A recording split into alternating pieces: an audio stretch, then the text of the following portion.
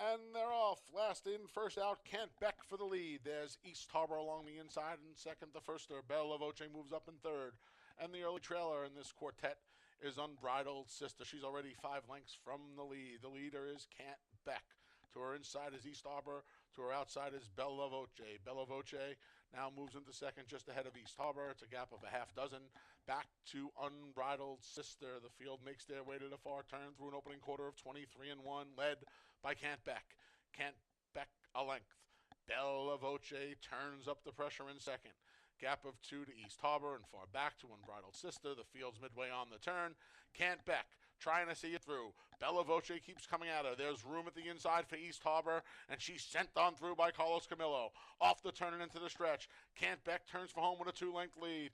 East Harbor looks to be her main danger, just moved into second ahead of Bella Voce. They're in deep stretch. Kent Beck opens up a 5-length lead. It's all Kent Beck past the 16th pole. The battle's for second. No doubt about the winner. Kent Beck crushed them. She won it by 8. Dead. First is official, and the winner circles the number 5, Kent Beck. She's a 3-year-old daughter of Market Rally out of the Cantheros mare, Princess.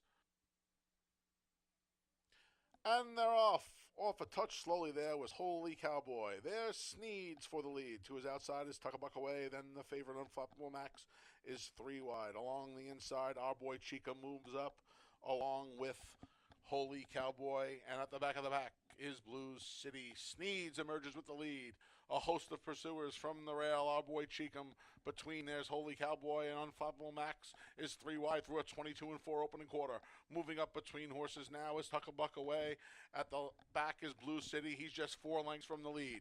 The leader Sneeds. He takes them around the far turn. A length and a half of good to Unflappable Max, who's under a ride. Between horses, here comes Tuckabuck Away. Then Holy Cowboy. On the rails, our boy Cheekham. Blue City still trails. Sneeds still leads. Sneeds. Jackie Davis goes to work on Sneeds. 46 and 3 for the half. Sneeds trying to hold off Tuckabuck Away, who has dead aim in the stretch. It's Sneeds and Tuckabuck Away. Then our boy Cheekham. Not today for Unflappable Max. Deep stretch. Sneeds. Jackie goes left-handed. Sneeds responds. He opens up 2. Tuckabuck Away took his best shot, but it might be second best today as Sneeds rolls home to a 4-length win. Tuckabuck Away holds second over our boy Cheekham. Blue City up for 50-cent try, 451, 102.37. And the 10-cent super, 4513, $67.80. Race 3, they're in the gate. And they're off. No one really anxious for the lead now. D's Wise Guy sent to the top. The gray D's Wise Guy and Cabracoa, sensing the urgency, grabs a 3-length lead. Nobody else wanted it. There's D's Wise Guy. To the outside, Debo in second. Then Cody's Express is in third. A gap of 4 lengths to Smooth Tails, who's trying to move up a bit in fourth. The 2 trailers are Buck Wild, who's just outside. War of Thrones. They ripped through the opening quarter. Boy, for someone who didn't want it, 22 and 1. D's Wise Guy maintains a 2.5. Now 3-length lead. Debo comes under a ride in second. Gap of 4. Back to Cody's Express, who's losing ground along the inside. Smooth Tails collars him for third. A long way back to Buck Wild and War of Thrones. Off the turn and into the stretch. D's Wise Guy has a 2.5-length lead. Debo with dead aim through a 45 and 2.5. D's Wise Guy trying to hang in there. Debo takes a run at him. The D's are 1-2. D's Wise Guy on his hands and knees. Debo barreling at him. D's Wise Guy. Here's Debo to run him down in the final strides to win it by a length. Debo over D's Wise Guy, then Smooth Tail. Super 6-4-2-1, $2.65. Race 4 comes up next. It's the start of the 50-cent pick 5. No changes here. They're in the gate. And they're off. Off a bit slowly there was the favorite Shishi Shadow. Miss Wobbles wasn't off slow. She was off quickly and got right to the lead. Flute Songs in second. After the miscue, Shishi Shadow moves up along the inside in third. And then the trio of firsters are at the back of the pack. Weekend at Jimmy's between Dharma and I'm Tappy. Miss Wobbles a length and a half. Flute Song trying to keep up in second. Shishi Shadow about 5 from the top in third. Here's I'm Tappy along the inside through a 22 and 3 opening quarter. She has a half dozen to make up. Then Dharma, and at the back is Weekend at Jimmy's. They're on the far turn. Miss Wobbles a length and a half. Flute Song trying to keep pace. Shishi Shadow trying to get going. Andre Worry trying to motivate her. I'm Tappies along the inside. 3 deep is Dharma, and far back's Weekend at Jimmy's. Off the turn and into the stretch. Miss Wobbles opens up a 5-length lead. It's all Miss Wobbles through a 47.5. She Shadow trying to move up, as is Dharma. They're in deep stretch. Miss Wobbles is almost home. Dharma's making a dent in the lead. Miss Wobbles, Dharma, Miss Wobbles. Dharma's getting closer. Miss Wobbles needs the line. Here's Dharma. Miss Wobbles saved by the wire. She won it by 3 parts of a length. Then it was pick 4. Late pick 4 in race 5. Scratch the 2. Make a joyful noise. Race 5, scratch the 2.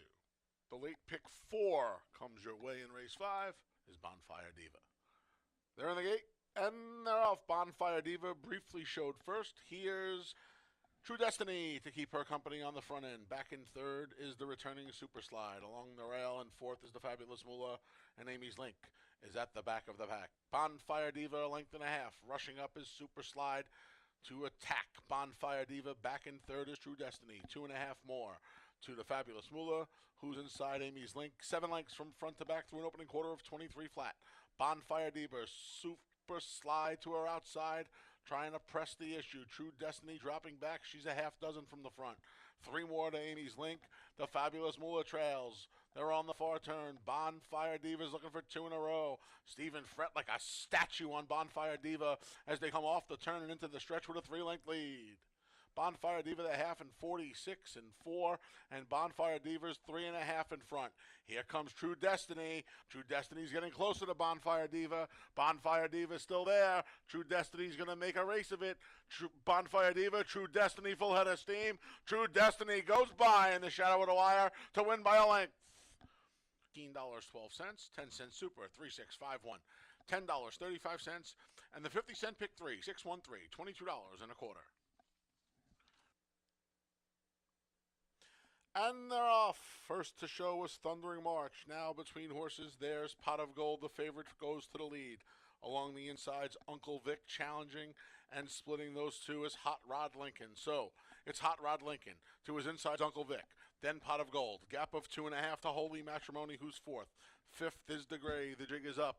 The 2 at the back of the pack are the Take the Edge and Thundering March. 23 and 1 the opening quarter, set by Hot Rod Lincoln. He's built a 2-length lead. Pot of Gold patiently ridden in second. Uncle Vic's under a ride in third. Holy Matrimony follows the mood of Pot of Gold. Then we come 2 lengths back to the jig is up. The 2 at the back are still Take the Edge. Thundering March about to go by him. They're midway on the turn. Hot Rod Lincoln. Here's Holy Matrimony with a 3-wide bid just outside of Pot of Gold through a 47.5. Holy Matrimony storms to the lead and quickly opens up a 2-length lead. Pot of Gold tries to stay with him, and now Pot of Gold re-engages to his inside along the rails, Uncle Vic. Holy Matrimony coming to the 16th pole with a length and a half lead over Pot of Gold. Holy Matrimony says, I do, and takes the 6th by 2. It's $2 exact to 6-4, $7.70. 50-cent try, 6-4-3, $7.90. 10-cent super, 6-4-3-2, $15.52. Race 7. And they're off. There's Ranger Blue between horses, Uncle George, and at the rail, Al's Frosted. Now mixing it up is Stewie. 4 of them across the track, joined by Pop Coyer. The 2 at the back, a Skylar Starship. And Ranger Blue emerging with the lead is Stewie. Stewie 2 lengths to the good of Pop Coyer to the outside of Uncle George. Along the rails, Al's Frosted. He's 5.5 from the lead. Skylar Starship's under a ride. And on the far outside, Ranger Blue just moved into third. 22 and 2. Stewie ripped through that opening quarter, and he has a 4-length lead on Pop Coyer. It's Stewie around the far turn. Pop Coyer gives chase. It's 4 lengths back to Ranger Blue, who's moved into third. Along the rails, Al's Frosted. Then we come back to Uncle George and the trailer, Skylar Starship. The leader is Stewie, 45 and 4. Stewie moving right along. Pop Coyer is only danger. Stewie past the 8th pole with a 3-length lead. Pop Coyer's giving chase and getting closer. Stewie's almost home. Pop Coyer a final run. Stewie, Pop Coyer, Stewie virtually flag faulted. That's all by a length and a half. It's up next. The finale offers win play show. Exacta try and superfecta wagering. Rider change for the 3, Kateri Empire to Jackie Davis. Jackie Davis rides the 3 in race 8. And they're off. Let's Maga shows first now. Thin Legs, aggressively ridden by Michael Davila Jr., gets to the lead. Moulin Rouge tracks in second along the inside. Three across the track in third. It's Keep My Eye on the Boys. Now moving up as We Don't Believe Her. Stacked four wides. Let's Maga. Along the inside, Kateri Empire trying to move up. The two trailers of Betty Rubble. And in traffic, Thin Legs has a 2.5 length lead. It's Thin Legs. Let's Maga moves into second just ahead of Moulin Rouge. 22 and 3, the opening quarter. Thin Legs. Here's Let's Maga. Moulin Rouge under a drive in third. Then we come back to Kateri Empire. In traffic, trying to make up some ground along the inside. From the back, Keep My Eye on the Boys is moving up around We Don't Believe Her. And Betty Rubble off the turn and into the stretch through a 47.5. Let's Maga with dead aim on Thin Legs, who's still there. Thin Legs by 2.5. Let's Maga trying to reel her in. Thin Legs has a 2.5, now 3-length lead. Thin Legs, Let's Maga her only challenger. Thin Legs is almost home. Let's Maga a final rally, but it's going to fall short. Thin Legs at 2 to 5, a length and a half.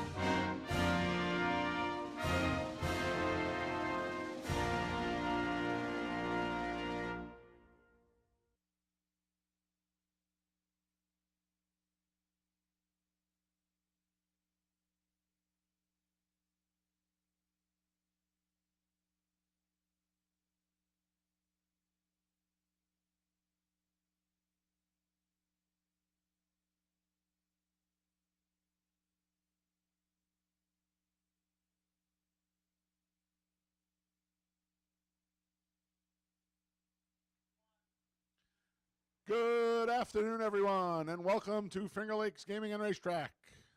I'm your track announcer, the Big A, Anthony Stabile, welcoming you to the wrap for Week 5 here on this Wednesday in Farmington. Some rain yesterday and throughout the evening. Leave the track good to start the card. No carryover in the pick 6, which starts in race 3. Here are the changes for today's races. Beautiful day here at Finger Lakes. Temperature in the mid-60s, a little breeze.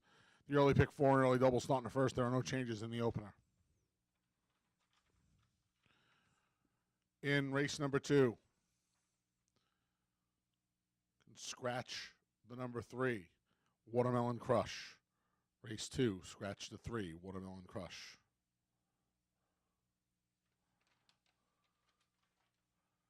Race 3 starts the $1 pick 6. No changes in the third.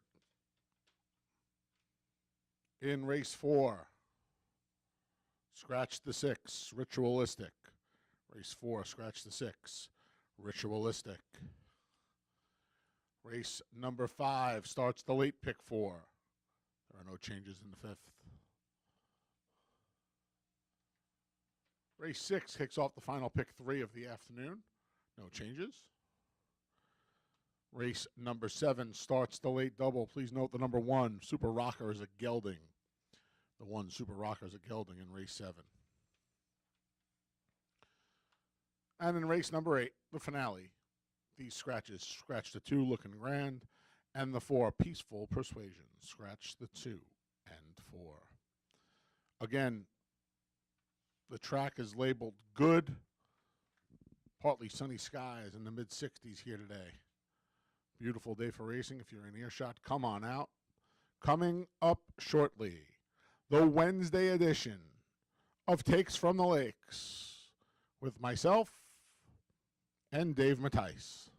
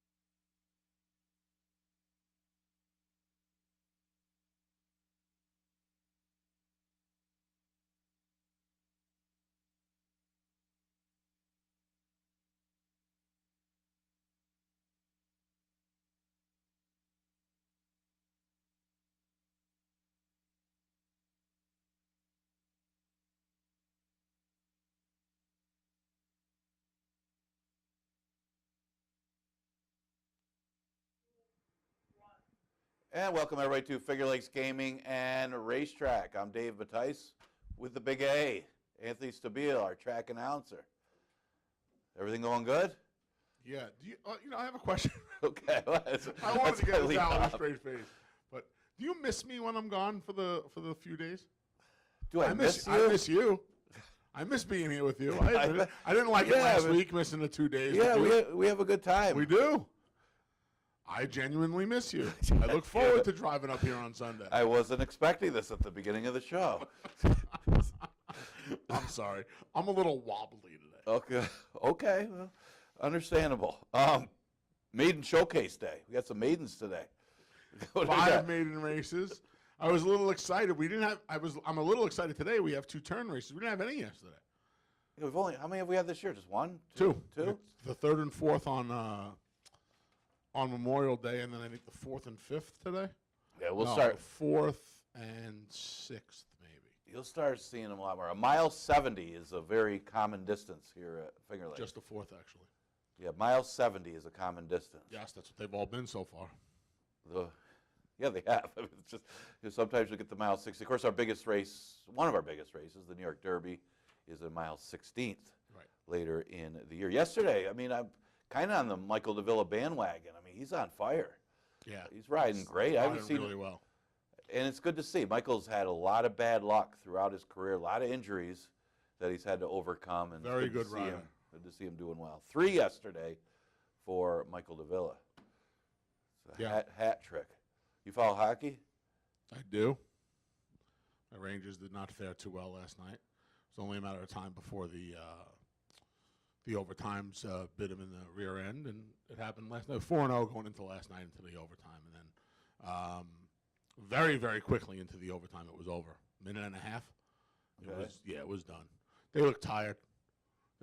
I'm one of these. So full disclosure, I'm a diehard New York Mets fan. Okay.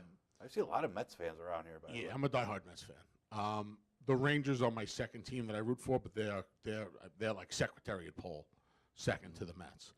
But the hockey, the playoff hockey is amazing. I can watch any playoff hockey. Playoff hockey is just, to me, it's the best playoffs in sports if the Mets aren't in the World Series. Or I can't root against the Yankees in the World Series. Those are the 2 best scenarios. Mets in, Yankees in. Root for Mets, root against Yankees. these Stanley Cup playoffs are not built for fat guys. They're just not. It's just the sudden death, the overtime. Like, it's hard to endure it.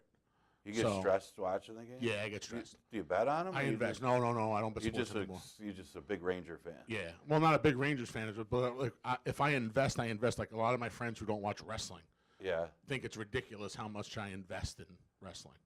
If I invest in any part of my life, friends, love life, sports, wrestling, a TV show, handicapping, if I invest, I invest. I'm all in. Okay. That's just how I am.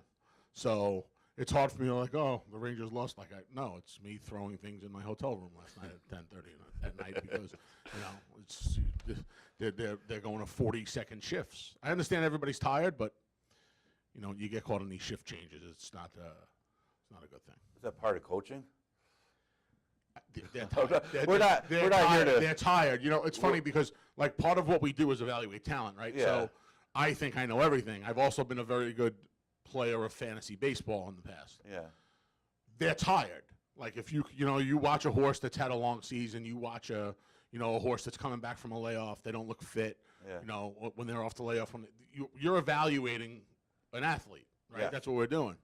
That team's tired. I don't need to watch 82 regular season games. Okay. I've watched all the playoff games. They're dead tired.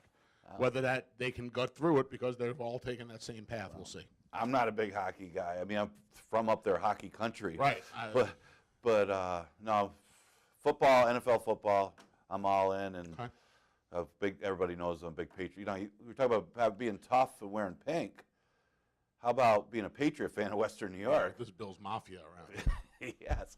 So I'm only a Patriot, football, obviously boxing and horse racing. When the three greats. When a few natives up here found out that I don't have any football allegiance, the Bills pollution started immediately. Yeah, don't get caught up. I have no plan. I'm a Mets fan already. I suffer enough.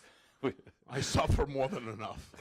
All right, well, I mean, the rain, it kind of rained at the end of the day, started coming down, and then it poured right after the races got done. I don't know if you had to drive in that, but it was pouring. No. About a half hour after the race. I just got back to where I was staying. So so we're going to go with an off track.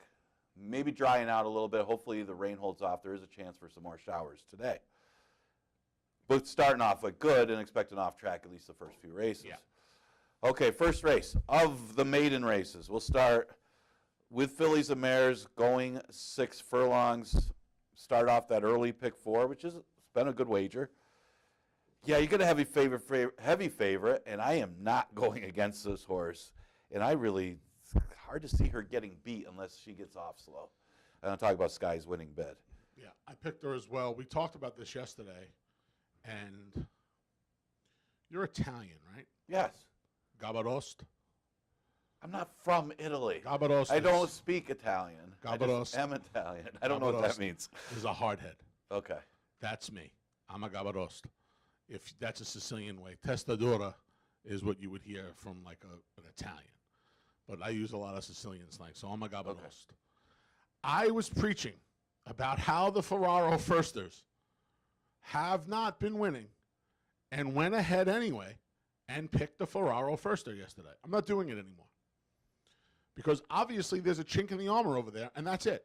They're 0 for 4 at least. It might be 0 for 5 or 6. I might be forgetting 1 or 2 that got lost in the shuffle on the board. 5, I think. I think there's 5. Yeah. Right? And you take those off the number, the guy's winning at 50%. This is different, right? This horse took a lot of money last time. They sold a $100,000 price tag, the Munnings, out of a Tappet mare, right? We normally don't see those pedigrees up here. And quite frankly, she's disappointed. Now, Campbeck came back to win yesterday. And you mentioned yesterday how much of a fan you are, and I kind of agreed about Dale Avenue.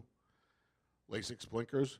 The Lasix and blinkers aren't always a good thing. True. Because it's like you're throwing the kitchen sink at the horse. Like, I don't know why this horse got beat last time. Let's give the blinkers, let's give the Lasix. Now, he looked like he ran in spots, so the blinkers make sense.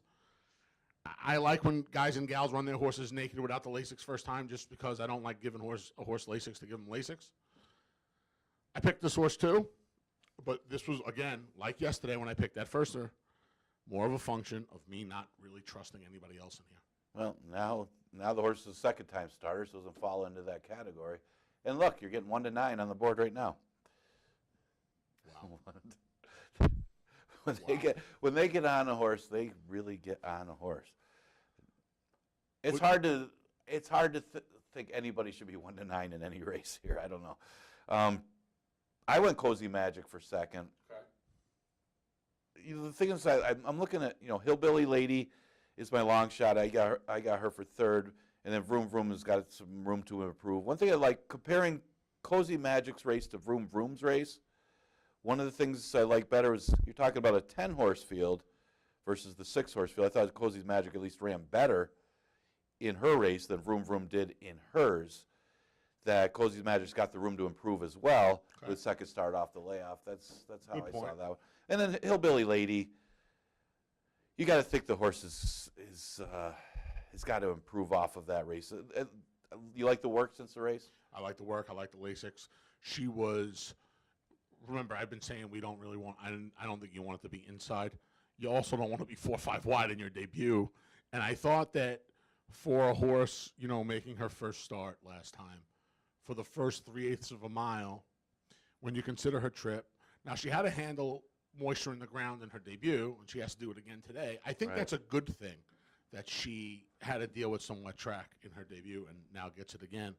Because with the experience and now the Lasix, I think it'll help. So I think she can get a piece of this here. And she'll probably be in that 8 to 10 to 1 range. So maybe you can take a 3 to 5 shot and turn them into an 8 or 9 to 1 shot. Exactly. Well, I think when you get a 1 to 9, I think they all end up around double digits. Yeah. And it looks like that could be the case here in the first. And again, I'm not going against that horse. Second race, Scratch the 3, Watermelon Crush. Tricky race. I did go with the entry on top, 2 for the price of 1. I actually like the 1A a little better. I mean, I'm going to wake up this stable. The stable's been a little cold to start off the season, to say the least. I mean, Rachel does pretty well. Yeah, this has been a tough road to hoe for that barn. But I'm looking at the 1A especially. I mean, the horse was off slow at Belmont, the last race. Belmont at the Aqueduct. You're not going to take a shot at the name, huh? Korokwi? That's what I'm going with. Korokwi. I usually Google it, see if it comes up. I didn't get anything.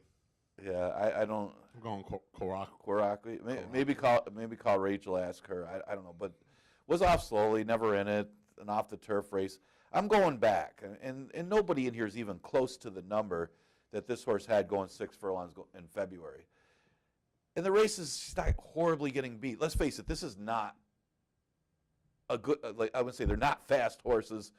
The 5.5 furlong record is not in jeopardy. I think the speed might actually be the stablemate, the Wipers on the Bus. Not that I really like that horse, but with the lack of pace in here, he's actually faster than One With Everything if he wants to be. I mean, I just can't take One With Everything after the last race when he was absolutely low in speed. I know he stumbled, was a little slow at the start, but man, you talk about a horse with no excuse. I'm going to go with the entry on top, mainly because I really don't like anything else. And I thought Korokwi's got some races in the past that would easily beat these, even though he's getting beat pretty badly.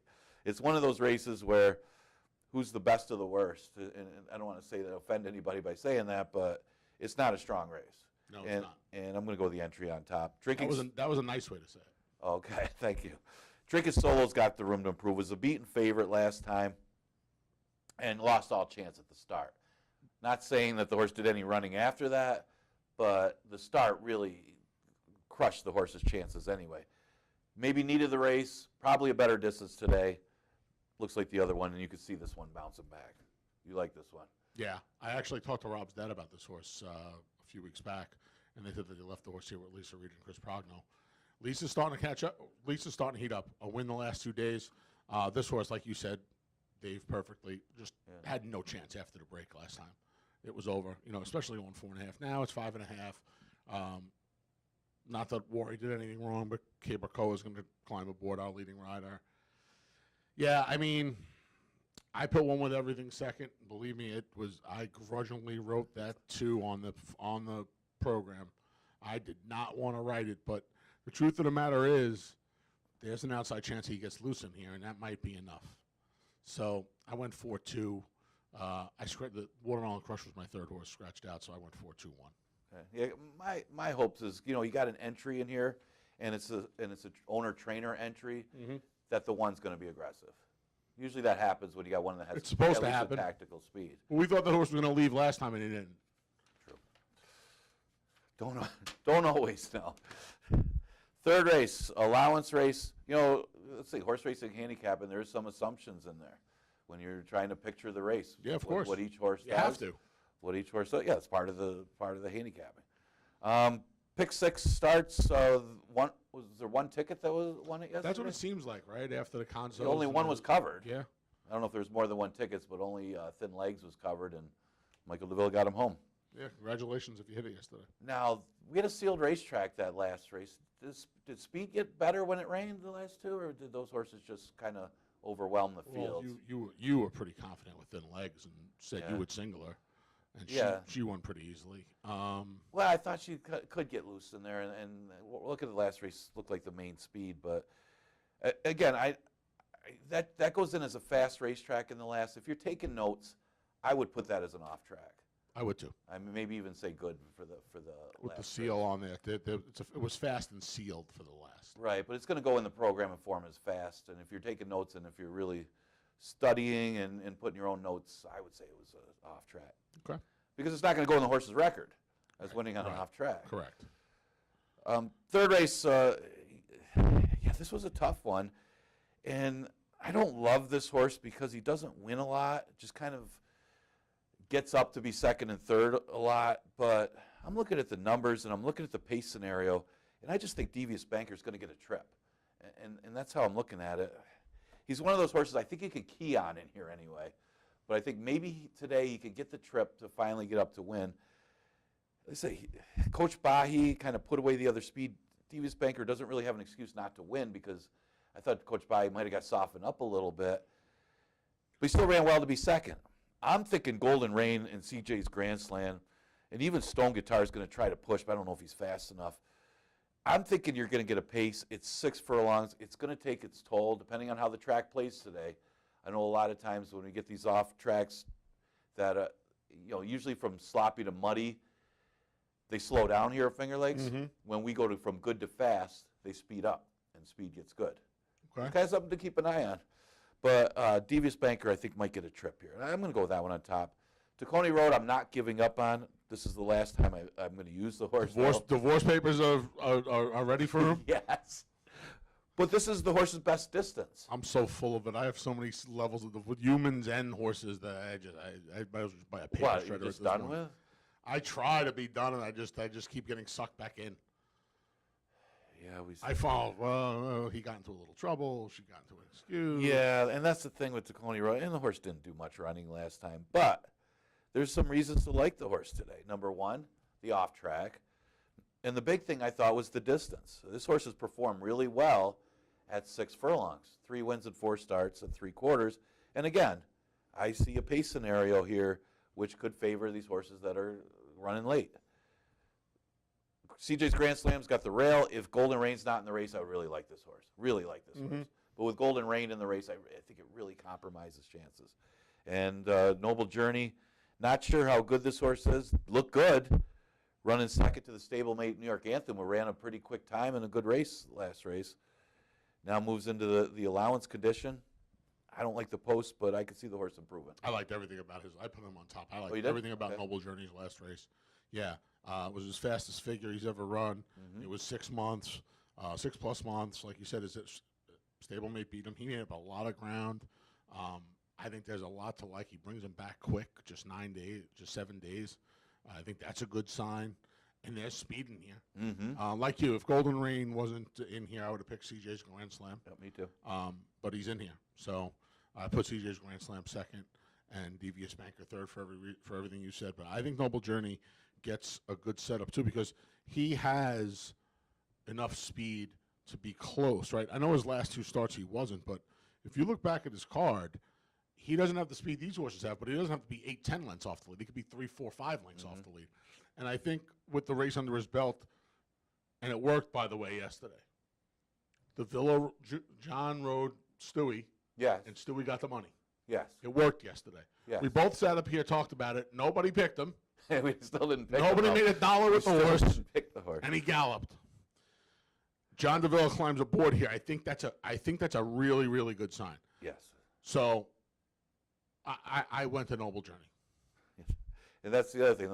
Who's going to have the lead in there? Yeah, DeVille goes to the one that's got the speed. And he didn't even break that well. No. He pushed that horse early, and he pushed that horse to the between, lead. got to the lead, and when they turned for home, I was like, I said in the back of my head, I was like, they ain't beating this horse. Me and this guy talked about this horse. No. And neither one of us picked him on the rider, on the speed, on the good race last time. Two yo-yos. Yo-yos determined the minute when I and said, you know what? You're right. When I was looking back after the show, I'm like, you know what? If this horse gets the front, they're not going to catch him. And that's exactly what He didn't get the front, and they still didn't catch him. They still didn't catch him. Okay, I thought this was a big scratch. I like this horse to scratch in here, by the way. I did not want I was picking him too. I did not want to take Settling Storm at 7-5, and I like Ritualistic, everything about Ritualistic, coming in here off of the claim with that kind of breeding. Picking against the favorite. They ruined it for me. Anthony. Now I got to take the 7-5 because I compared to the rest of them, I like the breeding on Settling Storm. I know the horse has never run on dirt. He's got 4 starts in the turf, and you're not supposed to take a horse as the favorite run on the dirt for the first time. He's unproven on dirt. Here's the thing, though. I think my mic's dead. Are we having? I just keep talking. I don't know if we want to cut us or. I don't know if it's working or not. If we're gonna have technical difficulties here. Fourth race.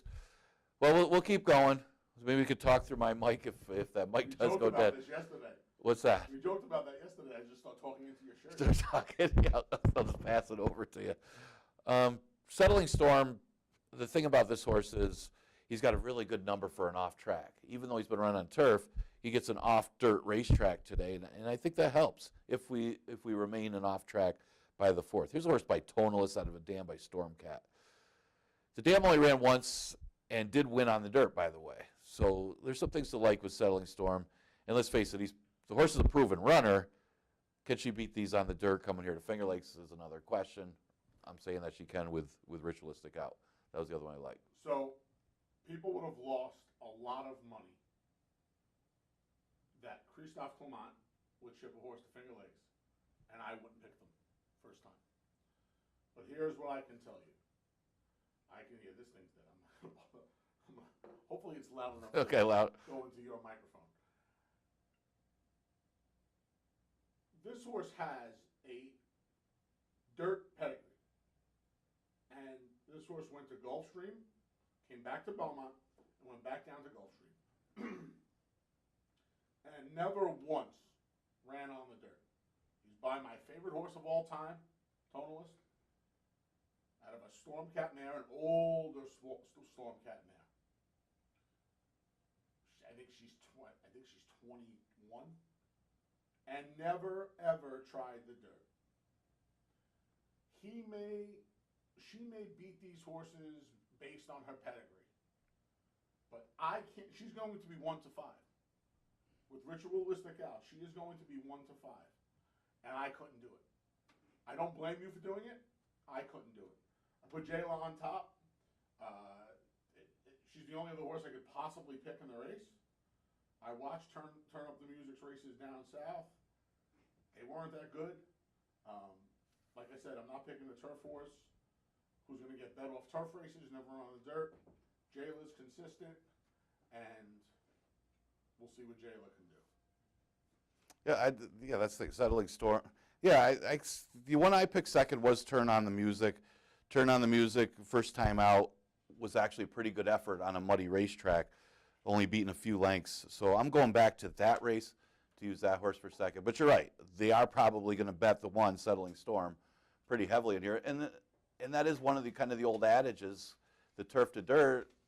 If the horse isn't proven, never competed on the dirt, can you take a short price on a horse on the dirt? Right. And why hasn't the horse with a dirt pedigree ever run on the dirt? Now listen, her turf races are fine, but she's never run on the dirt. I know she works decent. Listen, I used to say this all the time on Talking Horses down south, and I don't pull that a lot. I can go back here right now and take any horse that hasn't run. My savior, Dwayne. Dwayne's Back the best. I just text. It's like putting out a bat symbol. The signal. You put the bat signal out and Dwayne appears. Thank you, sir. Thank you. I can get any horse that hasn't run in the last 5 days. Tack them up. Go get my man Dalton Brown, and get them to work 48. Any horse back here. Mm-hmm. Now it'll depend on if he's under a complete whip and drive and sending from the time he breaks off at the half-mile pole till the time he gets to the wire, or if there's a 160-pound exercise rider on the horse and she's got 2 handfuls of horse. So don't let the workouts fool you. Any horse can work a 48 half. That was one of the first things I learned when I started handicapping. Any horse can do it. Yes. And people, for some reason, it does not register with people. It's so important. Oh, the work tail. Most people don't even know what they're looking at when they look at the work tail. You want to see the steadiness of it. I mean, that's why I love when, like, you see they go on, people post the works online now, right? And they, wow, oh, man, this horse look. 99% of the people don't know what they're talking about. And it's all great. I love the interaction with the fans and stuff, but you need to know what you look like. If you would have, and it's funny we're talking about this, and we'll move on in a minute. Tonalist. His workmate was a horse named Life in Shambles. Mm-hmm. I went to Belmont because I made a gigantic bet on Tonalist when he won the Belmont Stakes 10 years ago, ridiculously 10 years ago. You go. Was it that long ago? 10 years ago, 2014. When you go, if you went to the barn, I went to the barn almost every day and watched those horses train. You wouldn't have given 3 cents for Tonalist, and you'd have wanted to bet every dollar to your name on Life in Shambles. Life in Shambles was a starter allowance horse. The other horse was a 4-time Grade 1 winner. So I don't even say leave it to the experts. I think workout reports are the biggest waste of money in the history of horse racing. Okay. I think it's a disservice to the fans. I wouldn't go that far. I wouldn't go that far. If the horse works 34, the horse works 34. There's certain times when. Yeah, no, I understand. And the eye test. The eye test is big if you're watching them. Yep. 5th race, a maiden race that is 3 and up, but one of the keys to me when I looked at this race was they're all 3-year-olds. Yes, sir. So let's mark this as maybe as a restricted 3-year-old if you're looking that much in depth into Finger Lakes racing and you're keeping good notes. Yeah, they're all 3-year-olds, and that was kind of a key to me when I was looking at this race because the horses that I got, 1st and 2nd, Alfgar and Compute It, one of the things you look at, some of their races and their recent bad races, they were against older horses. So it's almost like you're dropping slightly when you're going from the 3 and ups in New York, and now you're facing all 3-year-olds in this maiden race here at Finger Lakes. Mm-hmm. I agree. And I think that was key. And you look at a horse like Alfgar and Compute, both very similar. Both very similar. They had pretty good form up until their last 2 races. Is it because maybe they're going the wrong way, other factors, or is it where they're a little over their head going from restricted 3-year-old races to 3 and up races? Fantastic point. And I like both of them. And the reason I lean towards Alfgar, actually, when I first looked, I think I would have agreed with you with Computer. I'm looking a little more towards pace, and that maybe there's no pace in this race, by the way, none. That I thought maybe Alfgar could get the lead. Alfgar's supposed to be in front. Yes. And I'm hoping the blinkers. So I may compute it my best bet of the day, my best play of the day. Okay. I've seen Alfgar. Was talking to a few people that were thinking about buying Alfgar. Price was a little. Well, in plain English, the price was a little ridiculous. Okay. You know, the Rudy horse that beat the horse 2nd time, heavyweight champs, is a nice little horse. He was behind Antonio Venice in the Damon Runyon. Really, really nice horse. Antonio Venice is now a 4-time stakes winner. And maybe you're right. I also think it's the fact that from February 3rd to April 13th, this horse ran 5 times. Yeah. It's a lot. That is a lot. Month off, run back, and now back 11 days later. So, and he's supposed to be the speed. Supposed to. Supposed to be. You're right. You think the blinkers on might put a little speed in Computer? That's what I'm hoping. Because his races at the beginning of his career, they were dawdling paces, but he was at least in contention. And then he kind of, Jimmy Ryson does not ship a lot of horses here. So putting the blinkers on, gets the outside draw off of Alfgar, I think it points to. See, it's easy for me to. I think the race is 6. I picked the race 6-5-4 because I don't trust Alfgar. Right. And Alfgar is probably going to be a heavy favorite in here. Oh, I don't like him as a favorite. I think if the horse is vulnerable as a heavy favorite, it makes me more comfortable in my selection, and that's the case here. I like Computed a lot. I put Seminary in second. First time Lasix. You know, all of the races were distance races for Mike Lascesi. And maybe this horse can't sprint, much like the filly for Clement. Maybe she can't dirt. Maybe this horse can't sprint, but at the second or third choice behind Alfgar, I'm going to find out. Okay. Yeah. Yeah, I don't like the fact that Alfgar's gone the wrong way the last two. It may not be because of against You make a older great horses. point about the older horses. That's a great point. Well, that's one of the reasons you always hear me say I like the older horses versus the 3-year-olds mainly, and it's not because the 3-year-olds can't be as good as the older horses. It's because they've only faced 2-year-olds in restricted threes, and they haven't proven that they can run against the older horses yet. Let me get a little too in depth there. Okay, 5,000 maiden claimers of 6, going 5.5, and here's the thing: you're not going to get 5-1 on this horse. Ain't no lady. But then again, can the horse really win? This is a really tricky read with Ain't No Lady. I mean, she's taken a big drop in class after showing nothing in her debut, going from a maiden special weight to 5,000. Does that mean anything? Well, she didn't beat a horse. She didn't run 2 steps. She didn't. That's what scared me. Yeah, she didn't, and that's a problem. I mean, she's very well bred. The dam one was a stakes winner, Palace Malice. I don't know if you're a big fan of that one, but very useful sire. Yes, but this could end up being a key race. I mean, not that means. Here's the thing, Anthony. Key races mean a lot at a lot of other racetracks. They usually, you talk about works. Key races here at Finger Lakes usually mean absolutely nothing. Okay. A lot of times you'll see horses dropping in class to win, getting shorter fields to win, and once in a while they do mean something, but normally they don't. Well, this could turn out to be a key race. See, like you're saying that to me, this is why I love saying all the time, there's no absolutes in horse racing. Right. None. Because of what you're saying, right? You're teaching me.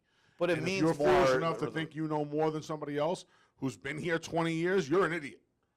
It's like when you say if you can't find the sucker at the poker table, it's usually you. If you don't think you can learn from a guy like this, you're an idiot. Right. So, you have to listen and pay attention because I'm a key race guy. Right, and it matters. No, but you're right. I am. You need. Give me a key race over a good work. Definitely. Any day of the week. Definitely, but at Finger Lakes. Okay, if it doesn't matter as much, that's a good sign. That's a good thing to know. But you do look a little deeper, though. I mean, that's important. If you just see a key race, say that there's 3 horses out of this race that came back and won. Right. Maybe look a little deeper. Who are the horses? Who did they win against? And that's the thing, because once in a while there is a true key race that's important that you can use as a handicapping tool. They don't always have to win to come out of a key race, by the way. Yes. That's the other thing. Yes, but it could turn out to be a key race. But the point is, there's a big difference between the special weight and the 5. The fact that this is a Kentucky bred that's well bred, they thought enough of the horse to run against the special weights. And maybe it's not a great sign you drop them right to 5 for the second start, but they're going to be a lot slower. This horse is going to be tough in here. Well, I just hope the horse wakes up for 5. Love Thyself. Yeah, the horse was a beaten favorite last time. Another one that you could say may have lost all chance at the start. But you would have liked to have seen more. You would have liked to have seen more from this horse. Yeah, the horse did not run at all. She did not run at all. And that was for 5,000. Again, here's another one that's well bred. The dam's a multiple stakes winner. She had at least some form in New York before arriving here. Maybe a better start. She's in the race and might see some more. Second race over the track. Crystal ran well. Behind the speed didn't really back up, and she closed. Little Maze didn't back up, as she was the speed, and I give her absolutely no excuse, but she could improve off of that race and might be the speed in here. That's what I'm hoping. And that could be the key. If this horse gets out there, gets alone on the lead, third start, Are you kind of a third start guy? Is the best race? Linda Dixon got me twice yesterday with third start. Okay, so that's And usually Beckham Swabble, that's so- usually a good angle here at Finger Lakes. Third start off the layoff or third career start. So I'm jumping is back usually on. good. I like so her it's a good last angle. time. I liked her last time. I got Okay. goofy and made her my best play last time. Everybody thought I was crazy. She ran well. I mean, I'm actually. crazy, but it wasn't for that reason. I'll tell you that. I got about 74 other reasons. Yeah, I'm hoping she gets loose because Crystal seemed to run a lot better. It was more effective rating last time, right? Two Right. back, she opened but her figure got better when she rated, so I'm assuming the same thing happens. I don't like Ain't No Lady because she didn't run at all that time. I can absolutely see her just drop and pop here. 100% can happen. It's just not going to happen with my money. She'll get bet too. So yeah. I went 5, 6, 7. I can't really add to anything you said. yeah, but you're right. I mean, the pace scenario could really play to Little Maze's favor. That's what I'm hoping. Again, she's got to run better though. Yeah, no question. 7th race, an allowance race, never won 3 condition, and yeah, at least got an allowance race here for the 7th. Get a break from the maintenance. The feature. It is a feature. Good race. Yeah, it is a good race, and if you're a numbers person, it almost comes down to either. First of all, Sharp has his number last race is probably good enough to come back and win here, I would think, and Sharp has his last 4 numbers are probably good enough to come back to win here, which is why I was not going to do the mess around with. Yeah, I Sharp think has he the comes back and wins. I don't think this race is much tougher. I don't think the race has a ton of speed that he could get the lead again And it's from five- that and position. it's 5.5. And it's 5.5 that I think he comes back. The only one that has got numbers that close to his is the outside horse. I'm wondering if Scaramanga is a turf horse, and they only tried the 2 starts of the turf and caught tough fields. But at least the horse has got some numbers on the dirt that's contending in here. I say that because the dam was pure turf. The dam, all 7 wins were on the turf for Scaramanga. But some of the recent races in Florida, the numbers are good enough to be competitive here. I just don't think anybody else has got the numbers. I mean, Super Rocker does, but he's off a layoff. He's announced as a gelding too, by the way. First time gelding, right? Yeah. Okay. Well, they just announced, but yeah, the program and the form had Colt, so I'm assuming it's first time gelding. So if you do think the 6 is aggressive, and Sean Bridgman didn't come here for nothing. If you think he's going to be aggressive, goes after Sharpaz, Super Rocker would be the one to really take advantage. I don't know about the layoff though. I mean that's going to be a problem. Being a first start off the layoff, and this is a pretty tough spot, making a first start off the layoff. Again, here's another one that the best lifetime number for this horse was on the turf. Yeah. So I don't know if he's such a great dirt horse, but I think his running style is going to help Super Rocker a little bit, at least to get in the number. You got him second. Yeah, I thought Sharpaz was the free bingo square today. I put Super Rocker second, just hoping that he's not.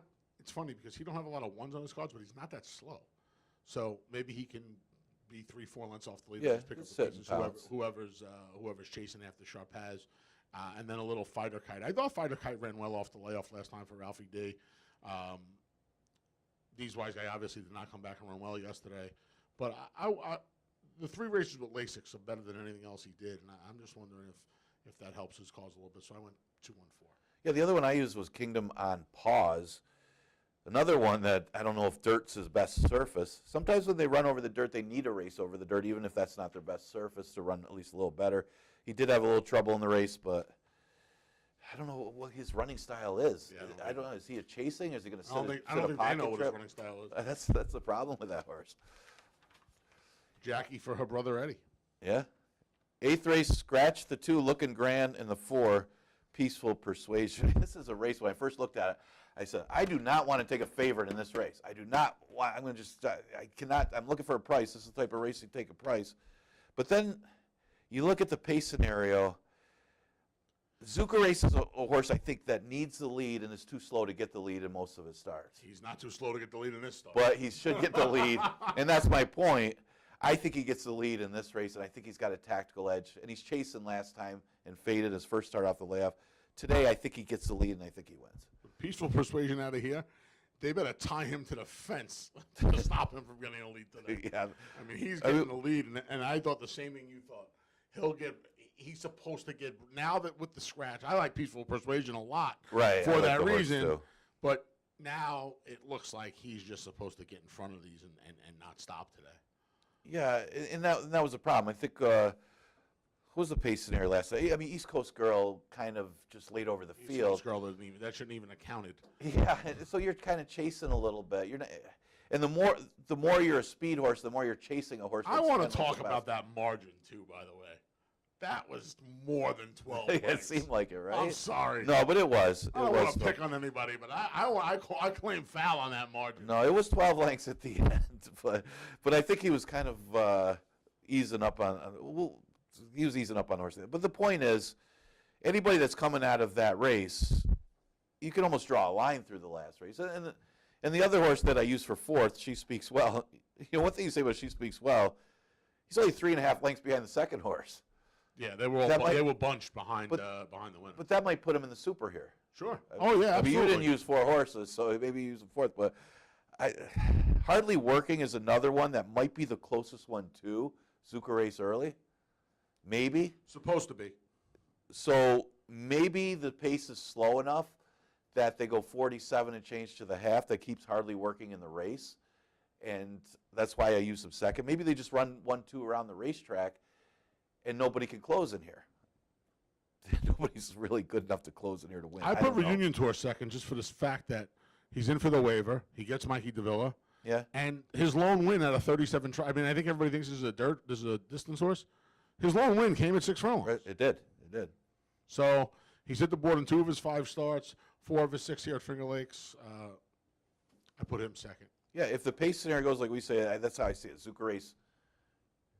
I don't really like the horse. The horse had a lot of chances. For an Chris Engelhart, my Purple Haze horse, this horse has underachieved. Don't think you're going to bail out in the late double today. No. But those races unto themselves are interesting because I Yes. think you could beat the second choices in both of those races. And with that said, you play exactas and tries. It almost it's the fact that there's heavy favorites, people get turned off. To me, I kind of feel more comfortable betting because if you can get creative for second, you could turn a 3-5 shot into a 7 or 8-1 shot, and I'm happy. Listen, people, I'm happy doing it. If I can turn a 3-5 shot into a 7 or 8-1 shot, let me do it twice a week. Anytime you can make money is. Let me do it twice a week. Right. You guys can poo-poo me all you want. Let me do it twice a week. Well, I'm more of a pick 4, pick 5 Me too. player when I do play, and I always say a lot of jockeys and horses, they're not trying to run third, and that's why I've never been a try or super player. Okay. And one of my friends said, "Well, you throw the all button on the bottom sometimes." Well, then you're spending more money. Wasting a lot of money with You're you. wasting a lot of money, so you're picking a horse for third. It's sometimes they're trying to win the race and they end up chasing, and they can't get third. Does that make sense? You're preaching to the choir. That makes sense. So I've always been a pick 4 and pick 5, lateral player. Hard enough to pick a winner. Well, is it called a lateral player? Yeah, right. Horizontal. Horizontal. Horizontal. Horizontal. Yeah. See, there's still some terminology I don't know. It's okay. Because I'm looking at other sports. We got boxing terminology. You You're got the hockey terminology. You're wearing turquoise today. This is light blue. It's not turquoise. I was trying to get you to pronounce it without the U. Turquoise. You don't pronounce the U, right? Turquoise? I have no idea. I don't know. 'Cause it just sounded You're going to be okay. There's no Belmont and Aqueduct racing for a week. You're going to be all right? As long as I know where they're running. Is it going to be called the Belmont at Saratoga meet? I have no idea. Are we calling that? I don't know. I mean, what's that going to go in the program? BAS? No, you're the big A. I mean, you got the big BAS or the BS. I'm the big something. Is it the Belmont? Is it the Belmont at Saratoga meet? Is that what we're calling? No clue. How many days are they running there? 4. 4. Yes. They're avoiding us. They don't want to go up against us Monday, Tuesday, Wednesday. They are avoiding racing Thursday to us. Sunday.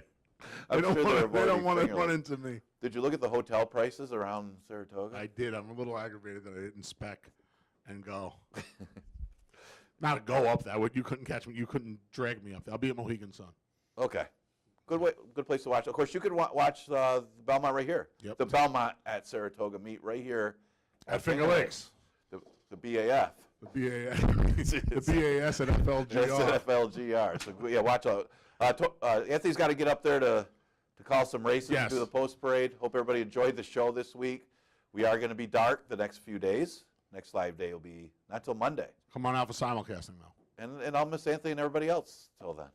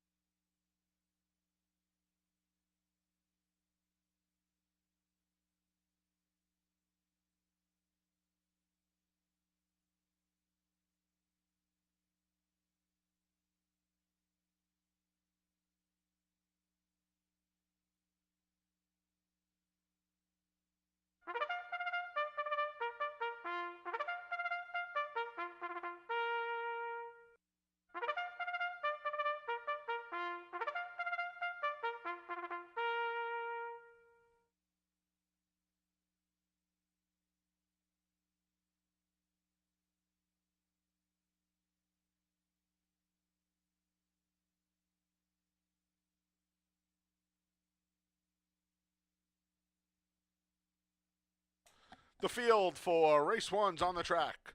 The one is Northumberland with J.M. Rohina. Here's the 2, Hillbilly Lady. Emmanuel De Diego rides.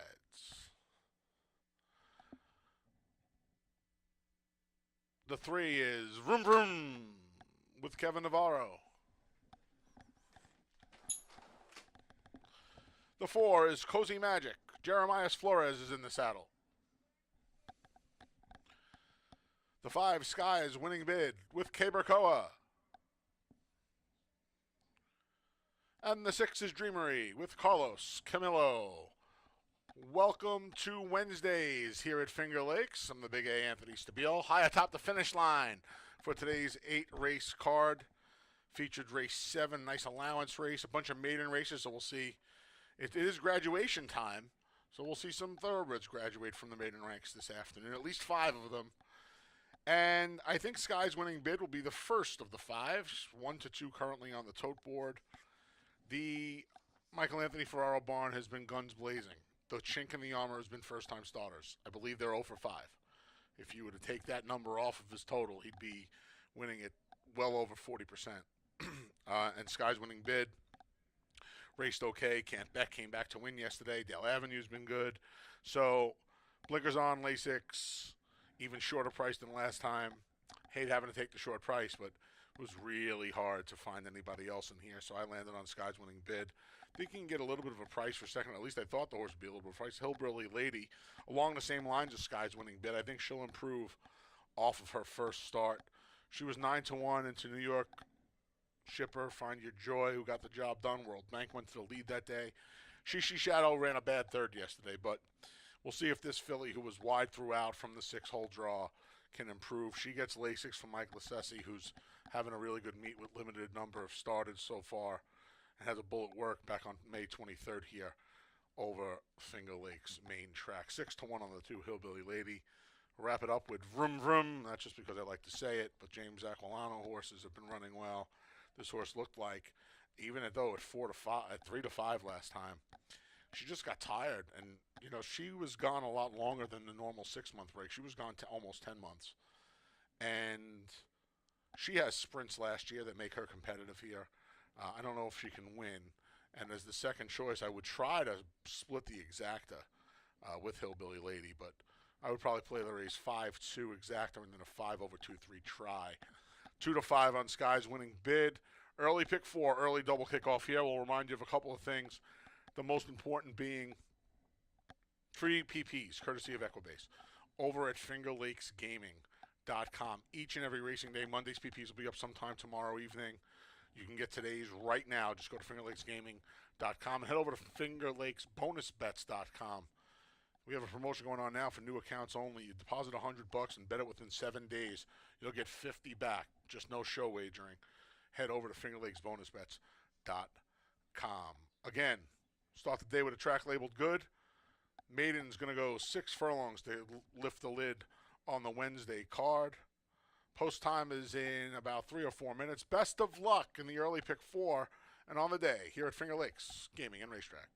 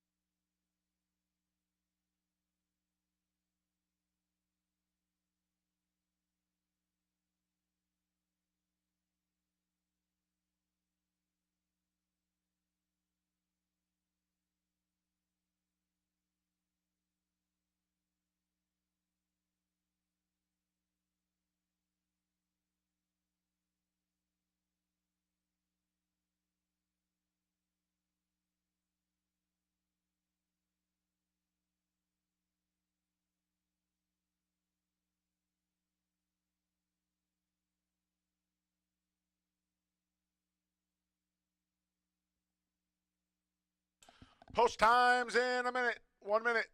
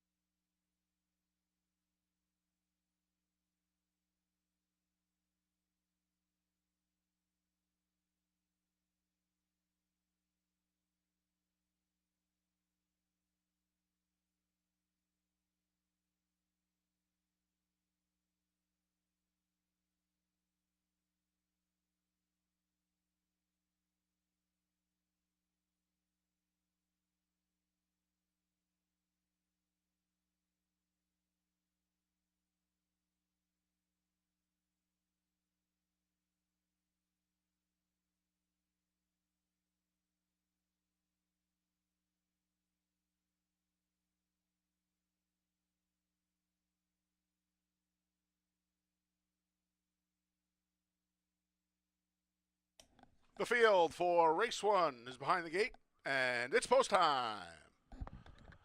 Set to load for the Wednesday opener. Early pick 4 wagering available, as well as the early double.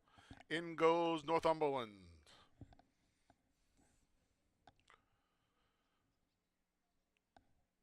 Hillbilly Lady goes in next. Here's Vroom Vroom.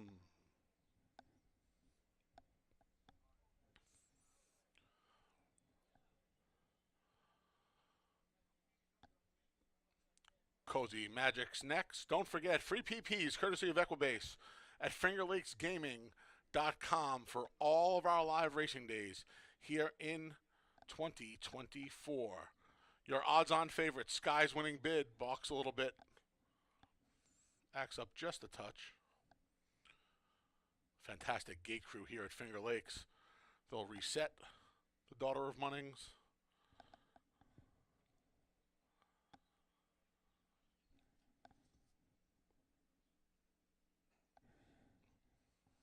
Now she's in, just waiting on Dreamery. They're in the gate. And they're off. Off just a beat slow there was the favorite Sky's winning bid, but she recovers nicely. On the front end, there's Hillbilly Lady and Vroom Vroom. These two go at it with Sky's winning bid right outside of them in third. Along the inside, Northumberland was just passed by Cozy Magic. The trailer's Dreamery. She's a half a dozen from the front. The lead belongs to Hillbilly Lady. She won the scrum up the backstretch through a 23-2 opening quarter. Vroom Vroom to the inside of the heavy favorite, Sky's winning bid, who's getting ready to roll. She just moved into second as Hillbilly Lady leads. Hillbilly Lady, Sky's winning bid. On the outside, Cozy Magic moves up to the inside, Northumberland. Back pedaling goes Vroom Vroom, the trailer's Dreamery. The leader is still Hillbilly Lady. Hillbilly Lady went to half in 47-4. She's held off the favorite Sky's winning bid so far. Down the center is Cozy Magic. Hillbilly Lady wanders to the inside. Sky's winning bids under a drive. Far outside, Cozy Magic just stormed to the lead. Cozy Magic battling back Hillbilly Lady, but Cozy Magic going to draw off to a convincing win. She wins it by 2.5 at the end. It got close for a second. Looked like Hillbilly Lady held big favorite Sky's winning bid. 3/4 and 112-4.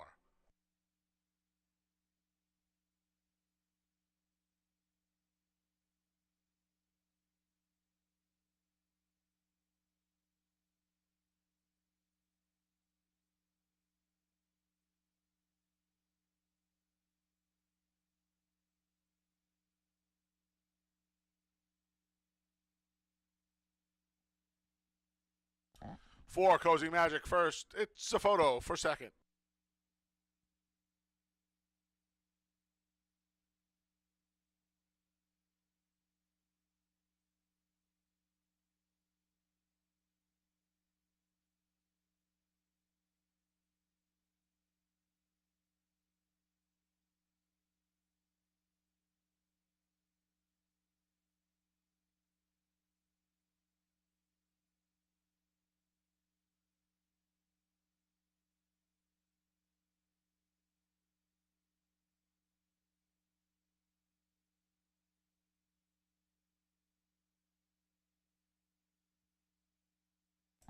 Number 2, Hillbilly Lady was second. 5, Skies winning bid third. 6, Dreamery finished fourth.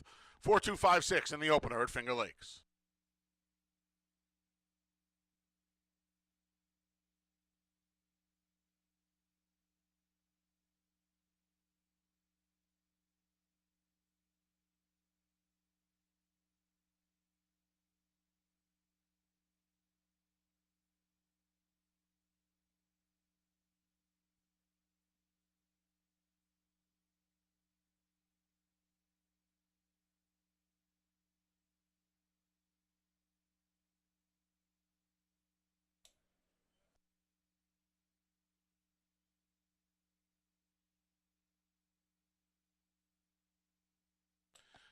Returning to the winner's circles, the number 4, Cozy Magic. The 4-year-old daughter of Good Magic out of the Cozine mare Cosette is owned by Paul Barrow, who also trains. Winning rider, Jeremias Flores, and it's official.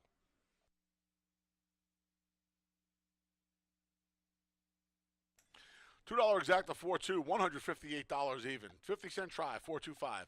68.25, and the 10-cent super, 4-2-5-6, $76 even. Race 2 comes up next. First pick 3 of the day kicks off in race 2. Scratch to 3, Watermelon Crush. Scratch to 3, Watermelon Crush.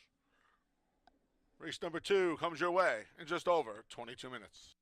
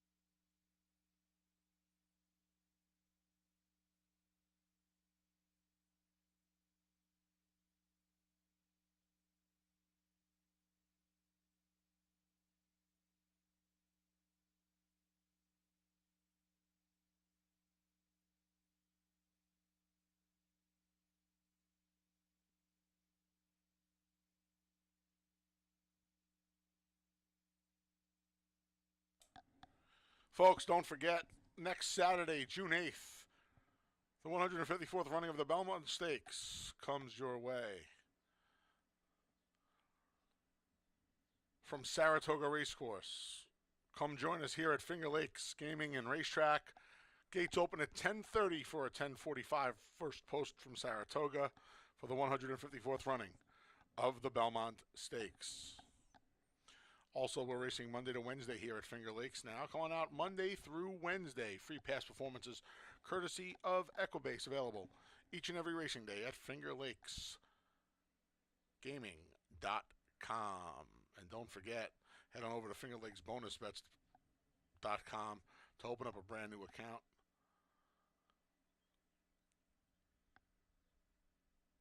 Bet $100 in the first week of opening the account, save show wagering, and we'll give you $50 back. Head on over to FingerLakesBonusBets.com, and if you bet more than $2,500 a month at Finger Lakes, we'll give you 8% back on all of your wagers, save, place, and show. That's FingerLakesBonusBets.com.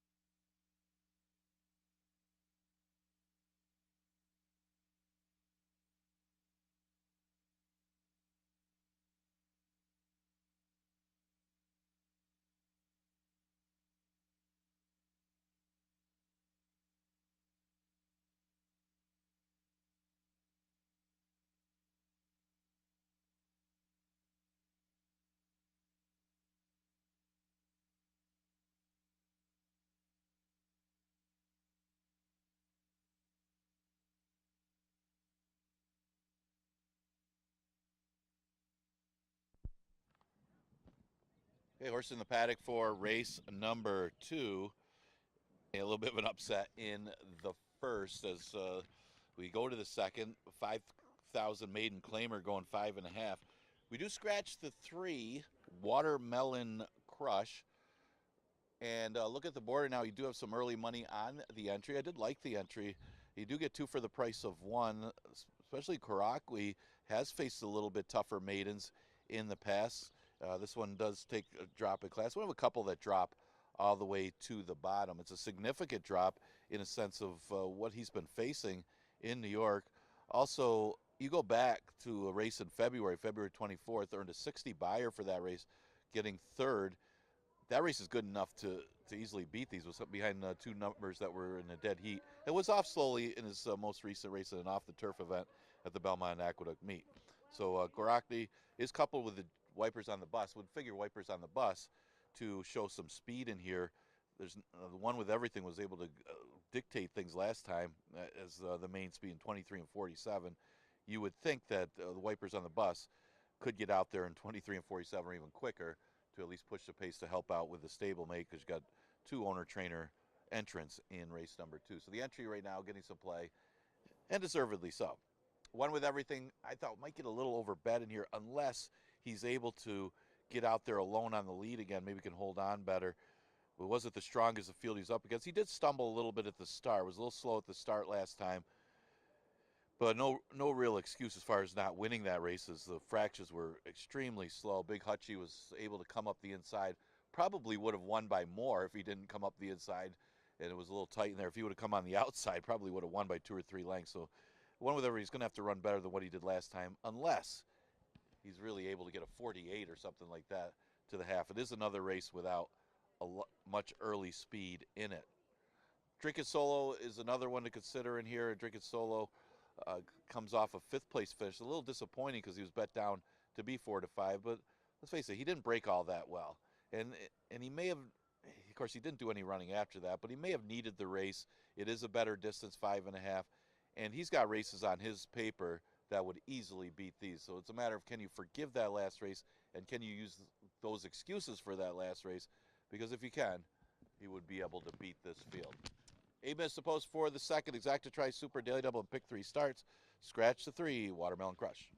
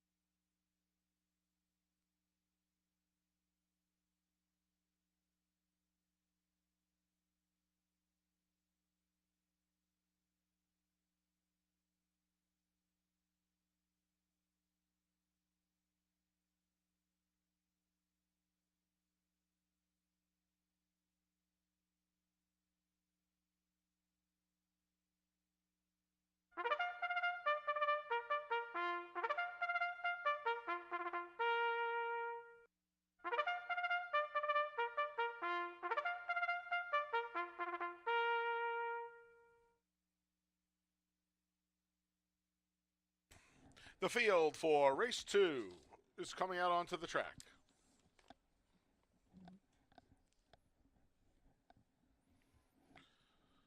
The one is the Wipers on the Bus with Jackie Davis. Entry mate 1A, Goroque with Carlos Camillo. The 2 is One with Everything. Nazario Alvarado rides. Scratch to 3, Watermelon Crush. The 4 is Drinking Solo with Cabracoa. The 6 is Onofrio with Donovan Miller. And there's the 5, Sal's Brother with Stephen Fret. First pick 3 of the day kicks off here. Again, scratch the 3, Watermelon Crush leaves us with the field of 6, 5 betting interests. I land on the number 4, Drinking Solo, who lost all chance at the start in his Finger Lakes unveiling last time. He was 3-5 when they rang the bell, and he lost all chance, like I said, as soon as the gate opened. Now he was left here with Lisa Reed. Lisa's won races in the last couple of days. She'll look for the natural hat trick here. If this horse breaks, I would imagine he's going to be forward in a race with not a lot of speed. One with Everything, the 2 should be forward in here. And I don't know if anybody else is going to go. Maybe part of the entry to Wipers on the Bus tries to go. We'll see. But I think Drinking Solo deserves another chance and see if he can get the job done first time for Lisa Reed. The number 2, One with Everything, should be the controlling speed. Just missed finishing second in his return to Finger Lakes. This time back with Tim Murphy. Just missed. I mean, on half length and ahead. Was on the lead most of the way in both of these starts. Big Hutchie came from the moon to get him. Last time, after a little bit of a slow break, he comes back in 8 days. And if he gets loose on these, he may forget to stop. It's 5.5, not 6. He's currently on the board of 2-1. That's number 2, One with Everything. And then the entry, the Wipers on the Bus may show some speed. Goroque ships in from Aqueduct off of a series of ho-hum efforts. One good race was back in February. He got beat just 1.5 lengths behind the dead heat for win. If he can come back to that race, he might be okay. My man Dave Tice brought up a good point today. Both the 4 Drinking Solo, both the 1A Goroque, it's been a little bit different for him in his last couple of starts, and maybe now with the class release, he can and not only class but circuit relief. Maybe he found his friends here. 6-5, no great shakes on the entry, and the barn's a little slow right now, but we'll see if they can wake up. 4-2-1 from me. Best of luck here in race 2. First pick 3 of the day kicks off here.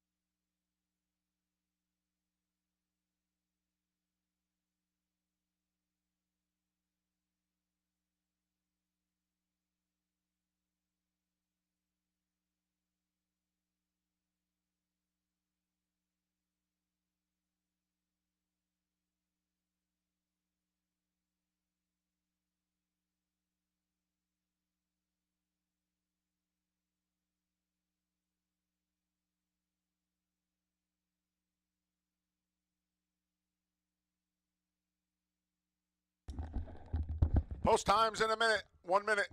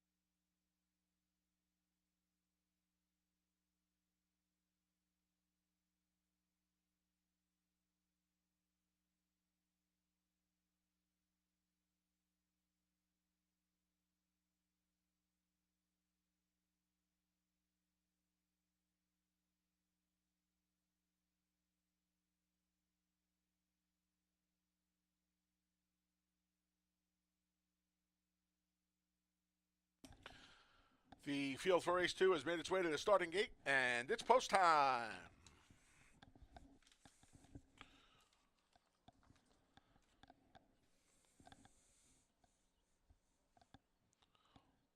One with Everything goes in first.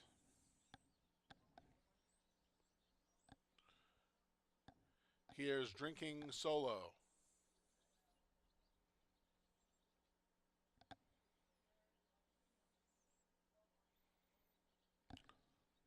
Sal's Brother goes in. The first part of the even money entry. The Wipers on the Bus goes up. Here's Onofrio. And the last to load is Goroque. They're in the gate. And they're off. The Wipers on the Bus. Busts out of the gate and opens up a length lead. Onofrio to the outside in second. Now rushing up along the inside is Drinking Solo, who moves into second. It leaves Onofrio third. Sal's Brothers fourth. Then we come back along the inside, moving up a bit, is One with Everything. He's shadowed by Sal's Brother and Goroque's at the back. The Wipers on the Bus is up front, 23-3, with Drinking Solo now off the rail, chasing in second. Onofrio begins to backpedal in third as One with Everything continues a forward march in fourth. Sal's Brother is under a ride, and at the back, it's Goroque. The Wipers on the Bus spurts away to a 2-length lead. Drinking Solo giving chase. One with Everything along the inside. They went the half in 47-3. Off the turn into the stretch. The Wipers on the Bus opened up a 3-length lead. Jackie Davis goes left-handed, and the Wipers on the Bus is now in front by 5. The Wipers on the Bus go left and right. The Wipers on the Bus went fast and forward today. She won it by 6. Then it was Drinking Solo, a photo for third in 106-1.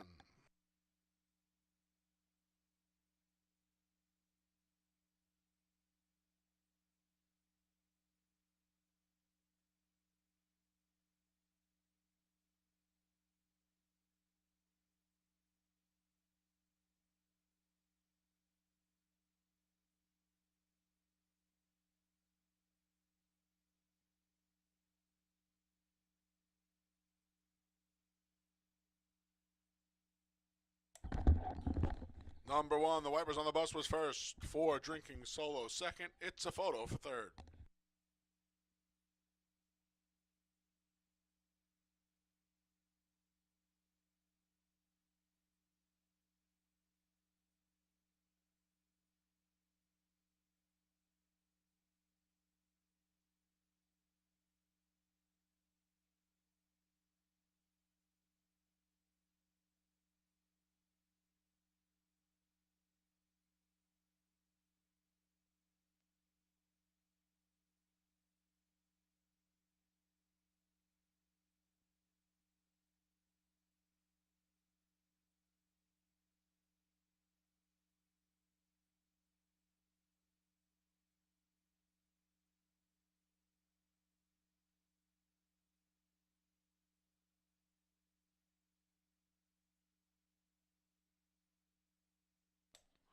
One A, Goroque was third. 2, One with Everything fourth. Fifth went to the 5, Sal's Brother. Order of finish 1-4, 1A2. For the Superfecta, it's 1-4, 2-5.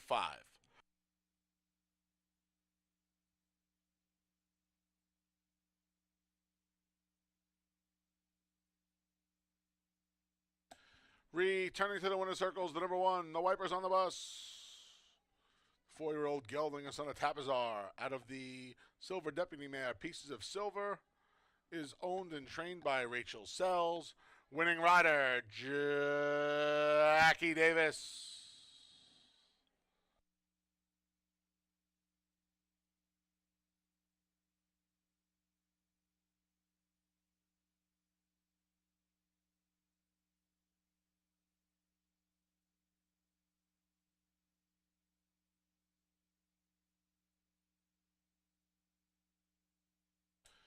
$2 double 4, 1 18.40. $2 exact at 1-4 and even $10. 50-cent try, 142, $3.85. 10-cent super, 1425, $1.16. Race 3 comes up next. It starts the $1 pick six. No carryover in the pick six today. Here are the changes for the remaining races. In race number 4, race 4, scratch the 6, ritualistic. Race 4, scratch the 6. If you'll turn to race number 7, please note the number 1, Super Rocker, is a gelding. The 1, Super Rocker, is a gelding. And in the finale, race 8, scratch the 2, looking grand, and the 4, peaceful persuasion. Race 8, scratch the 2 and 4. Post time for race 3, the start of the pick 6, is in just over 22 minutes.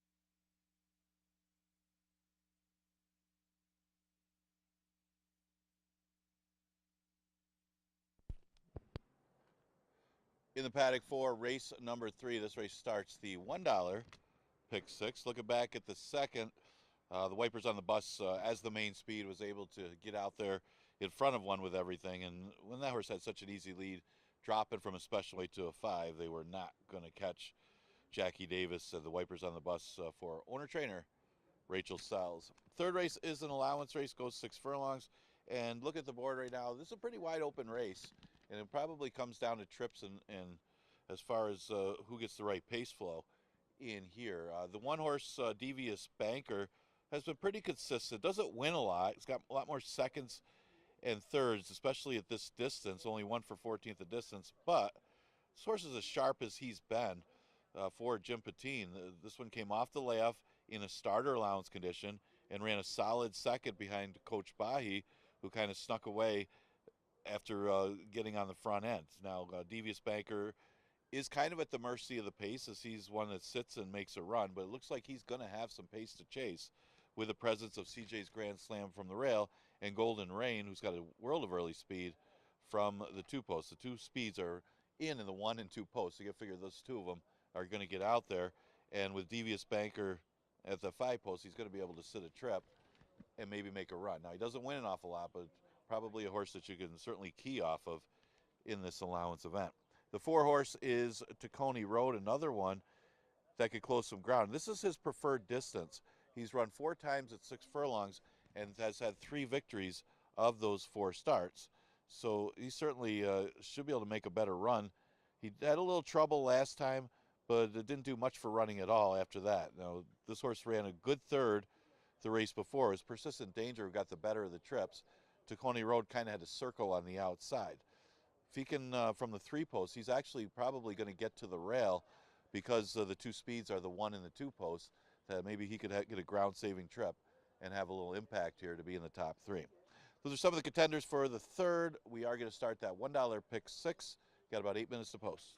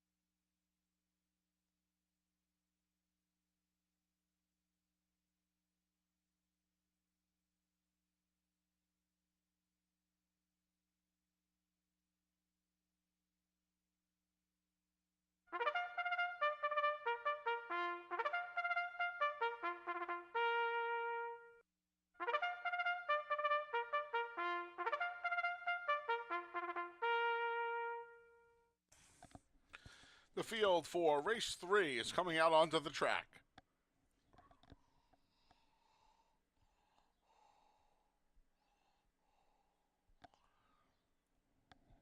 The 1 is Devious Banker with Andre Worry.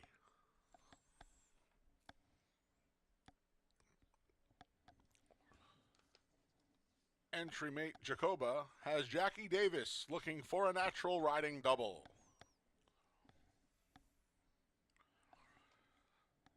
The 2 is CJ's Grand Slam with Luis Perez. The 3 is Golden Rain with Joel Cruz. The 4 is Tacony Road with Nazario Alvarado. The 5 is Stone Guitar with Cabracoa. And the 6 is Noble Journey. John Davila Jr. rides. That's the field of 7. 6 betting interests. Going to go 3/4 of a mile here. Kick off the $1 pick 6. There was one winner yesterday. Congratulations if you hit it. I went to that horse right there, the number 6. Noble Journey. Chris Englehart runner, ran the highest figure of his career off the 6+ months last time. Beaten by stablemate New York Anthem at a big price. Was wide throughout. Made up a bunch of ground from start to finish. He's hit the board in 8 of his 10 tries here at Finger Lakes with 3 victories. He used to have a little bit more tactical speed. His last couple of starts, he's kind of fallen off the pace. But there's some speed in here. CJ's Grand Slam from the rail. Golden Rain has a little speed. Stone Guitar has some speed. So I think there's enough pace in here for him to come running at today. He's a good price at 4-1. I went to the 6, Noble Journey, second off the layoff 4. Trainer Chris Englehart, the 2, CJ's Grand Slam. Michael Anthony Ferraro didn't win a race yesterday. It was like front page news. He's still winning at 40%. This horse prompted, tired, still ran okay in his first start off of an October layoff on opening day actually, and just missed second. He's won 4 of his 12 starts, all here at Finger Lakes, and from the inside, he's kind of under the gun. He has to go, but I think that's going to help his cause here, because I think he is the speed of the speed. I think he's the fastest horse in here early, and we'll see if Louis Perez just puts him on the front end. And then the 1, Devious Banker, he gets a lot of checks, and he certainly likes to finish second and third more than he likes to win. He has not won since last July, and that was for a beaten nickel. And he's been in these allowance ranks almost exclusively since. He tried open optional starter allowance types last time. So he's another horse. He's laid up a little bit closer right before the break. He was closer last time. We'll see what kind of a trip he sits with Worry in here. Looks good on the track, I can tell you that. 4-2-1. 6-2-1. Apologies. 6-2-1 for me. We'll try and get Noble Journey home. He's a really good price at 9-2. Best of luck here in the third. We kick off the pick 6.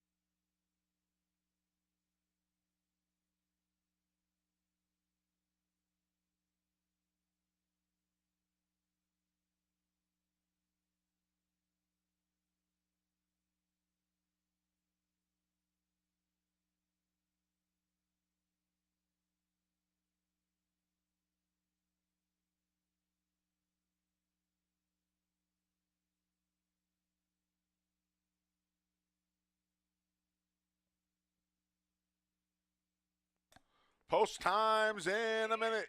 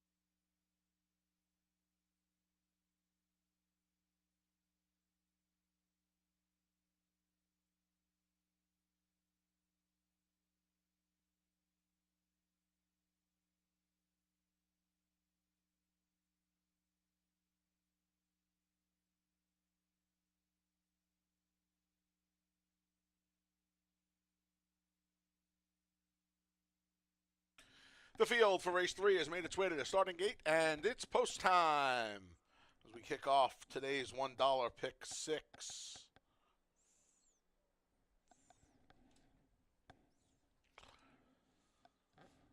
First one in is CJ's Grand Slam. Golden Rain's up next.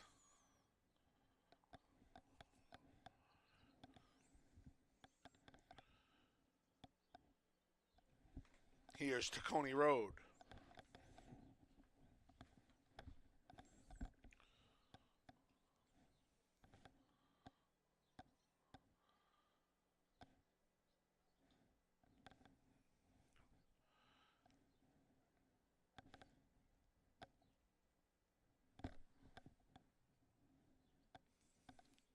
Jacoba went into the outside stall, followed by Stone Guitar. Devious Banker goes in. The last to load is Noble Journey. They're in the gate, and they're off on the far outside. Jacoba shows first now between horses. There's Stone Guitar, and at the rail, CJ's Grand Slam. Back in third now is Devious Banker. Fourth, moving up the inside, is Tacony Road. Noble Journey's fifth. Along the rail is Golden Rain, and after breaking alert lead, Jacoba is at the back of the pack. Stone Guitar at a big price leads them. Stone Guitar 22-4 in opening quarter there for Stone Guitar. Devious Banker and CJ's Grand Slam mixing it up for second. Then Tacony Road. Far outside, Noble Journey trying to get into the mix as well. 3 lengths back to Golden Rain. The trail is Jacoba. The leader, Stone Guitar. Stone Guitar takes them to the half mile by a length. Devious Banker ratchets up the pressure. CJ's Grand Slam gives way, 46-2. The half off the turn and into the stretch. Stone Guitar's trying to see it through. CJ's Grand Slam a re-rally at the rail. Devious Banker, then Tacony Road from the back. Stone Guitar's almost home. Tacony Road with big strides down the center between Devious Banker. Stone Guitar, flag fall to that's all at a big price. Then it was Tacony Road and Devious Banker. Final time, 112-1.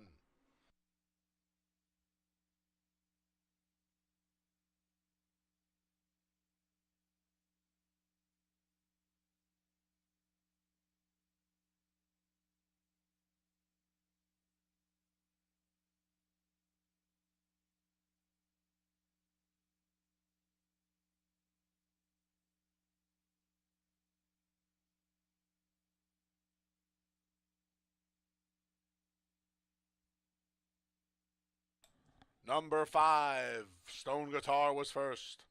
4, Tacony Road second. 1, Devious Banker third. 3, Golden Rain finished fourth.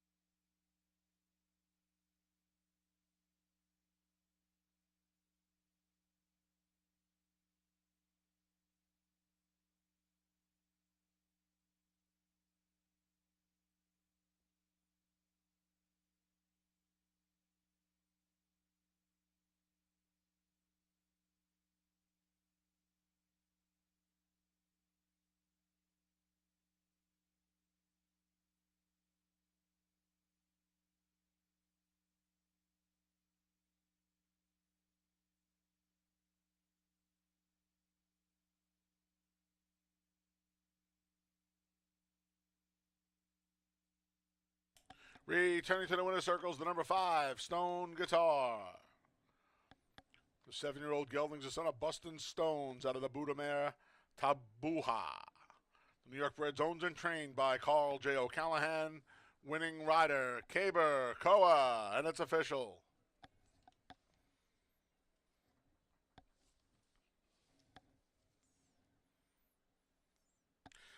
$2 double 1.5 $67.50. $2 exacta 5.4 $344.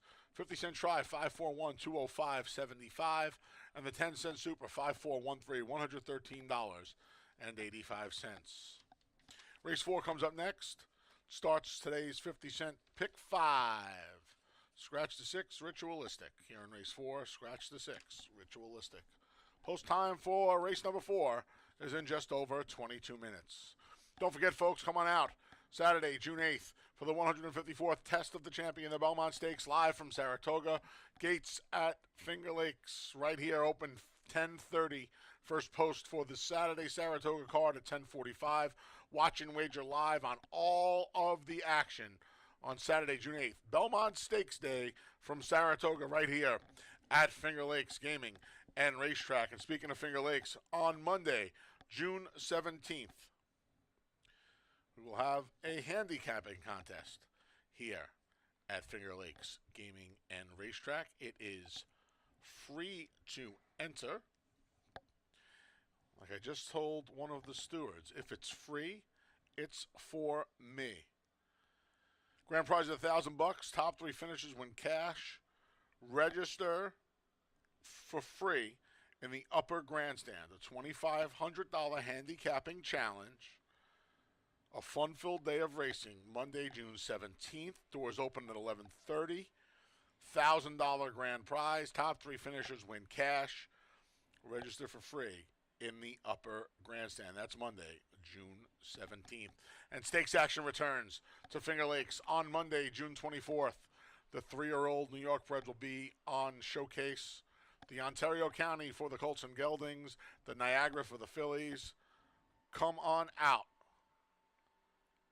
Monday, June 24th, stakes action returns to Finger Lakes Gaming and Racetrack.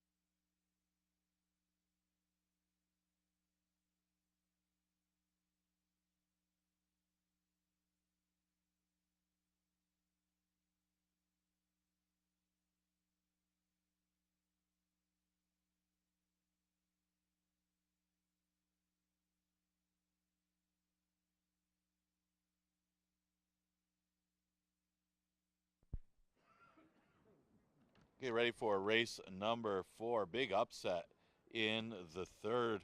Congratulations to Carlo Callahan. Off of the claim. Claimed the horse for $5,000. Moved him up into the 1 state bred. And already making money with Stone Guitar. Winning a pretty good purse there right off the claim. Keeper Koa guided that one to the victory. Stone Guitar. Good one to start off your $1 pick 6 with. 21 to 1 in race number 3. We go a route in race number 4, something we haven't done often. I believe it's only the 3rd route. This were fillies and mares. Tricky race. You do have a short price favorite on the inside. It's a horse that's never run on the dirt. He's had 4 career starts. Talk about Settling Storm. And obviously her numbers tower over this field, but they're also turf numbers. But she does have breeding that would say dirt and turf. Actually, the dam only ran once and won on the dirt. Of course, she got a tonalist. Yeah, it's just route breeding more than anything. So this is an easier spot for her. Numbers-wise, she's better. Just a matter of handling the surface switch. Of course, she's been working on the dirt. 1 to 2 is the price on Settling Storm. And with a scratch of Ritualistic, you would assume that she'd be a short price favorite in here.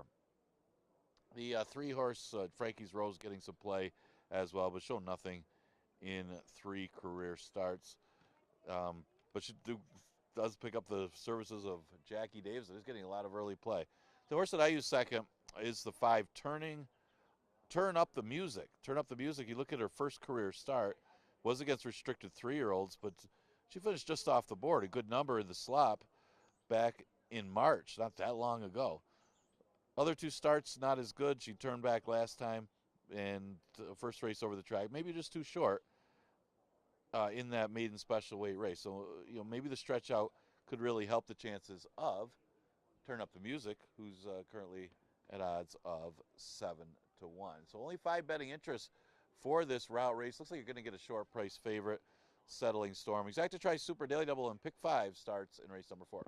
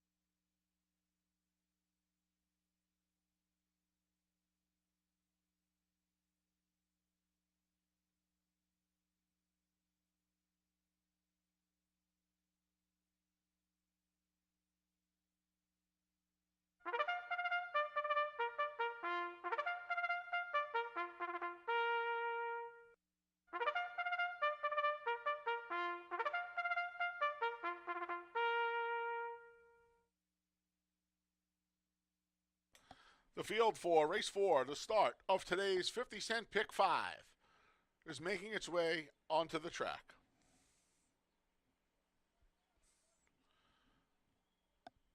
There's the 1, Settling Storm, with Cabercoa.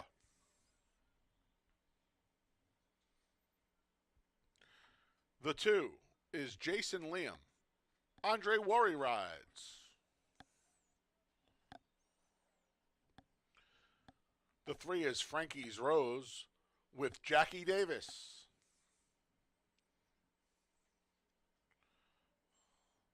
The 4 is Jayla with Emmanuel De Diego. The 5s, Turn Up the Music with Kevin Navarro. You can scratch the 6, Ritualistic. Ladies and gentlemen, main track now labeled fast. Track is now fast as we kick off the pick 5 sequence here. There are a lot of my friends and family who would have lost thousands of dollars that I wasn't going to pick the first Christophe Clement runner at Finger Lakes this summer. But as usual, I would have burned an awful lot of money. I went to the 4, Jayla. Look, Jayla is 0 for 17. To put it in context, she has 2 more losses than the rest of the field combined in her career. I never, hardly ever pick horses like this. But like I say all the time on Takes from the Lakes, like Justin Bieber said, I will never say never. I picked Jayla today. I think the stretch out's going to help Jayla. I think she's more of a route horse than she's a sprinter. She's got the 2 route sprints up here to stretch out today. She gets one of our top jocks in Emmanuel De Diego. Let's try Jayla to upset Settling Storm. Look, Settling Storm is by my favorite horse of all time, Tonalist. Christophe Clement is on my training Mount Rushmore. This horse has a ton of dirt pedigree, yet she has never stepped foot on a main track in the afternoon. And maybe the circuit relief is what she needs. Because, quite frankly, if her turf form translates, she's going to crush these other 4 fillies and mares in here. All their fillies. But she's never run on the dirt. And the fact that Christophe made it a point to run her exclusively on turf and exclusively at added distances leads me to believe she's not very fast. And that's a problem on dirt wherever you go. Again, she might be fast enough, but she's probably not that fast, and I don't want to take 2 to 5 or 3 to 5, whatever she's going to be on her. Wrap it up with the 5, Turn Up the Music. The 2 races at Aqueduct, going a mile, one on a muddy seal track, the other on a fast track. You know, I don't know what happened the second time. She ran okay first time, and then second time she just got disinterested. Made the move up here, didn't run 2 steps in the sprint, but she was on the rail opening day. I don't think you want it to be inside. She stretches back out. She's got pedigree to go 2 turns. And, you know, I wouldn't be surprised if Kevin Navarro, he hasn't been that aggressive so far. I would like to see a little aggression out of him with Turn Up the Music. And maybe Turn Up the Music can be a little forward today. She was forward in her debut, and it was clearly her best race. We'll see if that's the case today. I went 4-1-5. If you're playing a pick 5, I would use both the 1 and 4. Best of luck if you are playing the pick 5. Again, remember, track is now labeled fast. If you need pick PPs for the pick 5, head over to fingerlakesgaming.com. They are free, courtesy of Equibase. Best of luck in race 4.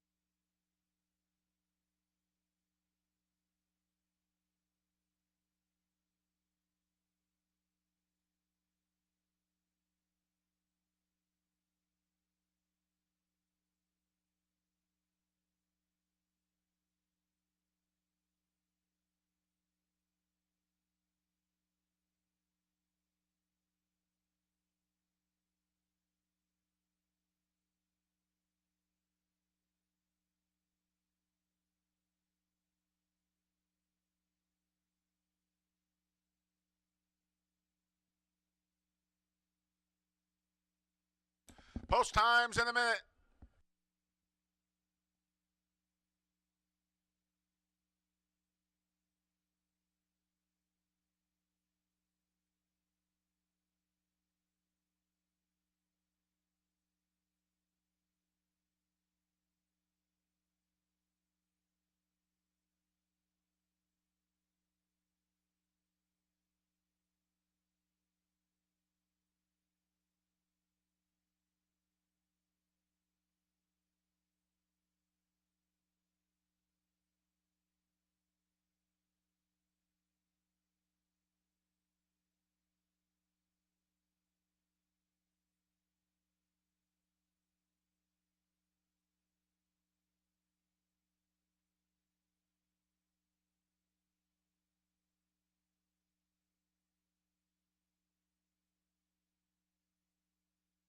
The field for race 4 is at the gate, and it's post time. Set to kick off today's 50-cent pick 5. Odds-on favorite, Settling Storm, goes in. Jace and Liam up next.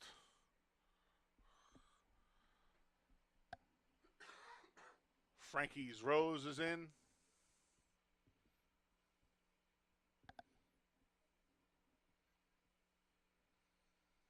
Actually, Frankie's Rose hesitates a bit.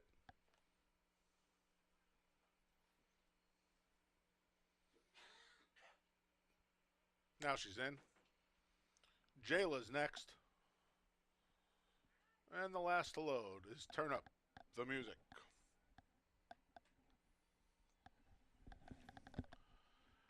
They're in the gate, and they're off. There goes Jayla for the lead to the inside. The favorite, Settling Storm, between horses. Jason Liam, Andre Worry takes a hold of her. To the outside is Turn Up the Music, and Frankie's Rose trails the field early. The favorites in front, Settling Storm from her inside draw, has the lead. Jayla just a length back in second. Towards the inside is Jason Liam, battling for third with Turn Up the Music. Frankie's Rose is last. She's just 7.5 from the lead. A 25-2 easy opening quarter for Settling Storm. Settling Storm and Cabarcoa a measured length. Jayla sitting second just to the outside of the favorite. 2 lengths back to Jason Liam, just inside of Turn Up the Music, and about 4 more to Frankie's Rose. They make their way up the backstretch and head towards the far turn. Settling Storm, 51 seconds flat for the half. Settling Storm's had it her own way.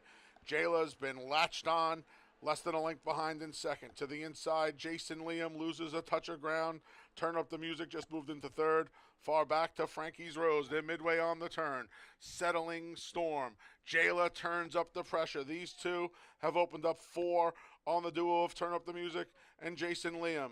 The field makes their way to the top of the stretch through 3 quarters and 1:15-4. Jayla just put her head in front of Settling Storm. Settling Storm battles back along the inside. Settling Storm inside.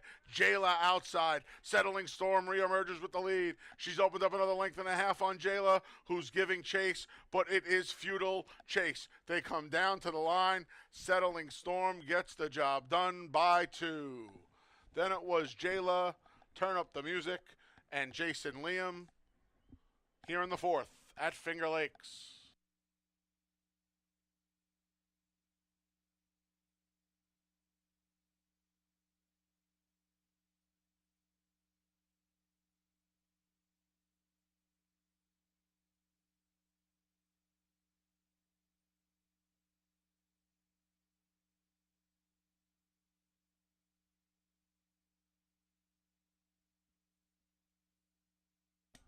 Number 1, Settling Storm was first. 4, Jayla second. 5, Turn Up the Music third. 2, Jason Liam fourth.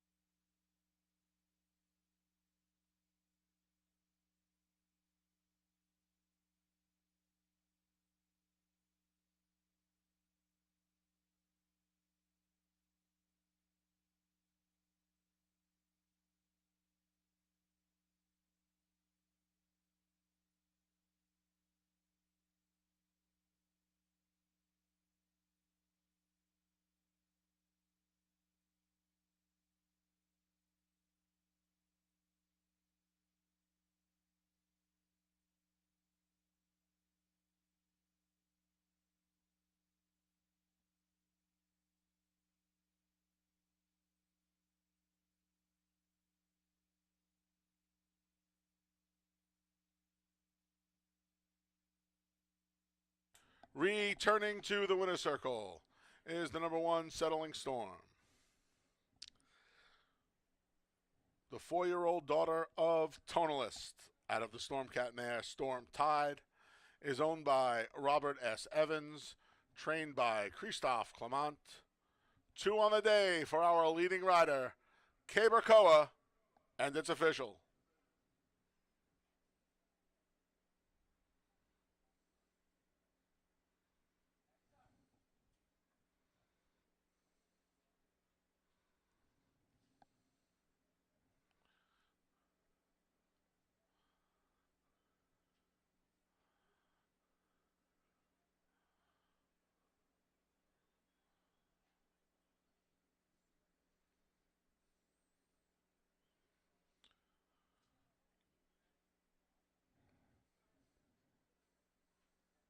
$2 double 5-1, 55.50. $2 exacta 1-4, $5.20. 50-cent try 1-4-5, $2.10. 10-cent super 1-4-5-2, 63 cents. 50-cent pick 3 1-5-1, $32.62. 50-cent pick 4 4-1-5-1, $191.50. Race 5 comes up next. It starts the late pick 4. There are no changes in races 5 and 6. In race 7, please note the number 1 Super Rocker is a gelding. Race 7, the 1's a gelding. And in the finale, race 8, scratch the 2, Looking Grand, and the 4, Peaceful Persuasion. Race 8, scratch the 2 and 4. Post time for the 5th. The start of the late pick 4 is in just over 22 minutes.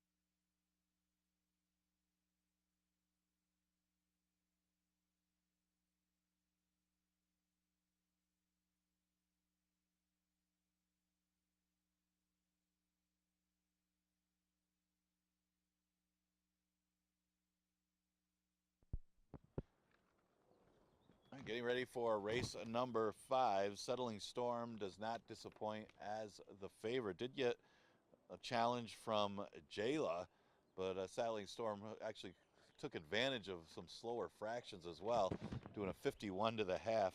Keeper Koa getting everything he could as far as slowing that down as much as he could to get the victory for Christophe Clement. So first dirt attempt was successful. 5th race is a maiden event. It is for 3 and ups, but it did attract all 3-year-olds for this maiden race. And the speed on paper looks to come from Afgar, the 4-horse, who has been chasing some quicker fractions.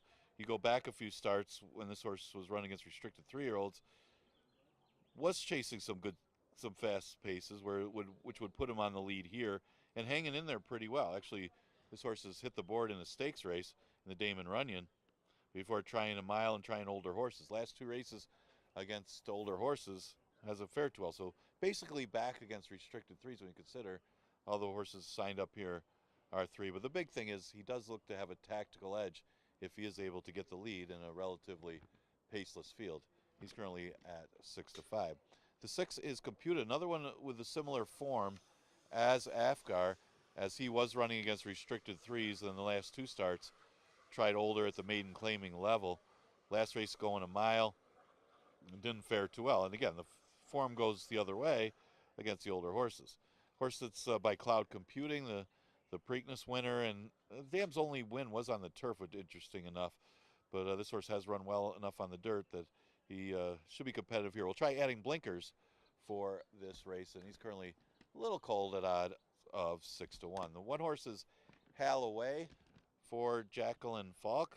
This one ran well first start off the left. That was restricted 3s, but technically so is this, considering that they're all 3-year-olds. Stays at the same distance. Again, wasn't that badly beaten against arguably a little tougher field. So a big top 3 threat again is Halloway from that inside position. Exacta Tri Super Daily Double and Pick 4 starts in race number 5. We got 7 minutes to post.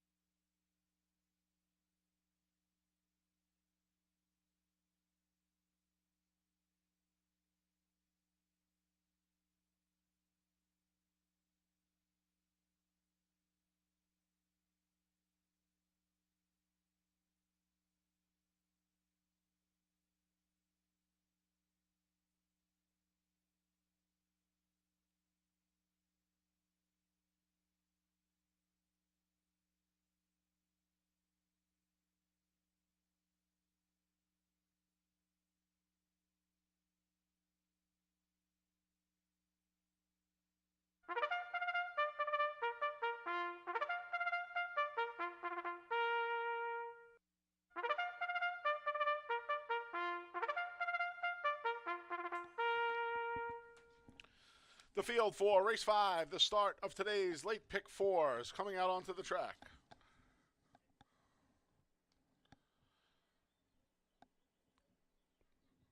Here's the 1, Holloway with Stephen Frett.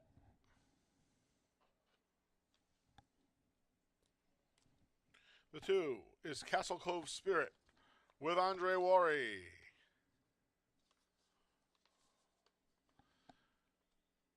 The 3 is the 4 is Alfgar with Emmanuel De Diego. The 5 is Seminarian with Jackie Davis looking for 2 on the card. The 6 is Compute It with Luis Perez. And there's the 3, King Kali with John Davila Jr. All right, more maidens. These of the sprinting variety. Wide open board here saved the favorite. And, you know, I don't know if anybody in this race deserves to be less than 5-2, or 2-1 would be generous here. I don't feel like anybody should be that short in here yet. Here we are, and somebody is that short. I went to the 6, Computed, who's actually my best play of the day. Gets blinkers for the first time for a barn and Jimmy Ryerson that doesn't ship here much. And he ships this one up. My partner on Takes from the Lakes, Dave Mattice, brought up a very good point about both the 4 and 6. Their form seemingly fell off a bit when they started facing older horses. And while this is an older horse race, there are just 3-year-olds in here. So I think that was a very good point that I honestly slept. Computer gets the blinkers in a race that does not feature a ton of speed. The barn, it's not a significant move for the barn, but I think it's a good sign overall. He's bringing this horse back in just 10 days, is Jimmy. And it's not like he's coming up here to dump this horse, because he's not in for a tag. He's in for the special 8. In fact, he's been in for a tag his entire career until today. So I think these are all good signs. I'm going to take a shot with him to beat the favorite at a decent price. He's currently 5-1. The favorite, Alfgar, listen, they wanted a lot of money for this horse. Way too much money for this horse. And there was a place in time where this horse was probably worth something close to that money. But his last 2 races have devalued him. Rachel Sells has already won a race on the card. Maybe she can win 2. There was also a time where this horse was really, really fast. And his last 2 or 3 starts, he just hasn't had his speed. I don't know what happened. If he can find his speed, he figures to be tough in here. If he can, it figures to be a long afternoon. I think he's very likely to win the race, but I can't take a short price on him. I actually put him 3rd. I put there's Alfgar, and I put the 5 Seminarian. I don't have a lot to say about Seminarian. First time late 6, first time sprinting, returning from an October layoff. The players in here are the 6 and 4, but I figured Alfgar would get over betting here, so I wanted to split Computed and Alfgar. I did it with Seminarian, who I don't love by any means, but I wanted some value in the race, and I think this is a very, very, very vulnerable favorite.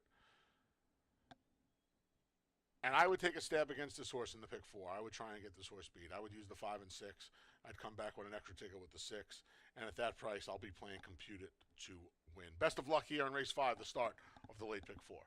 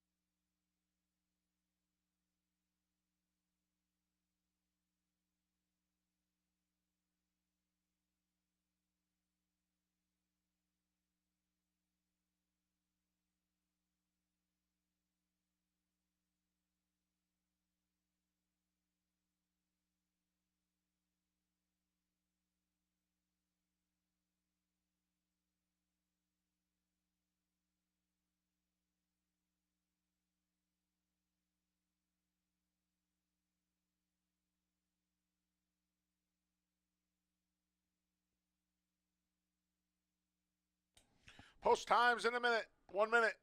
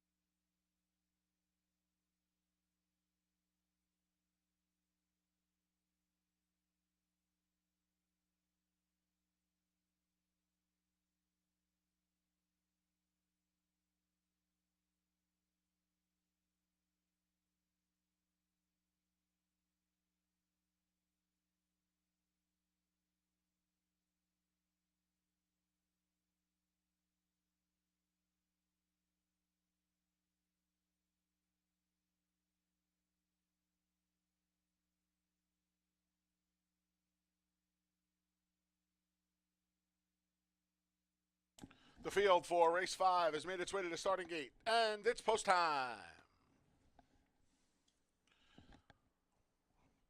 Set to kick off the late pick 4. In goes Holloway.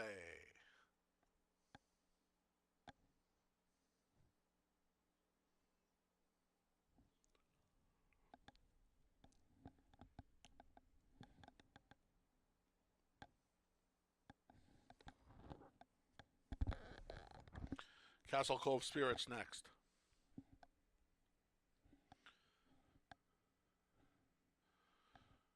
King Kali goes in.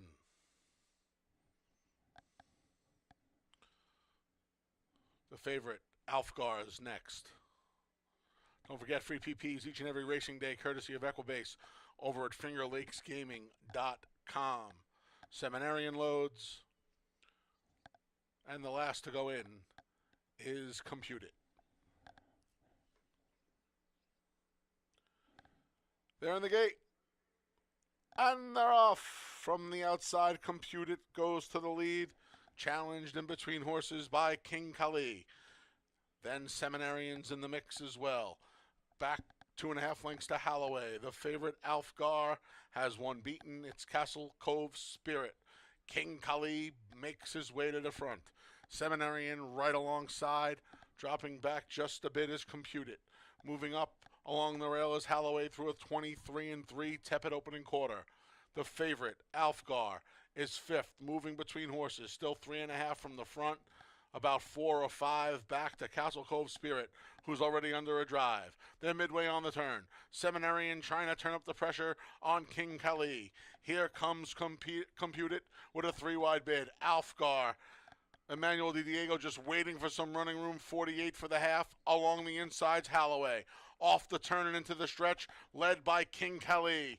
Now Alfgar alters course to the inside as he's chasing after King Kali. King Kali's almost home. He has a length lead. Alfgar coming up the inside. It's King Kali and Alfgar. King Kali. Alfgar gets closer. King Kali held him. King Kali a neck. Then Alfgar closed for third. 3/4 went and won 13-1.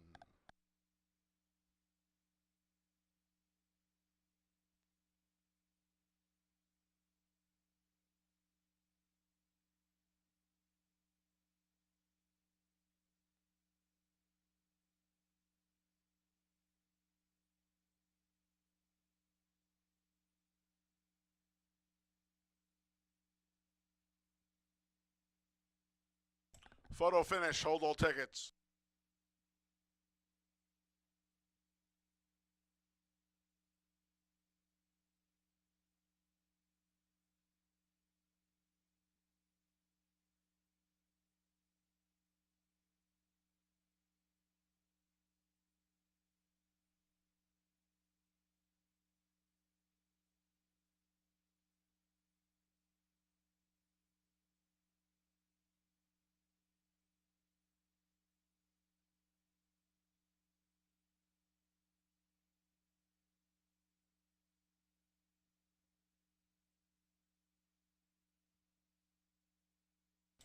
Number 3, King Kali was first.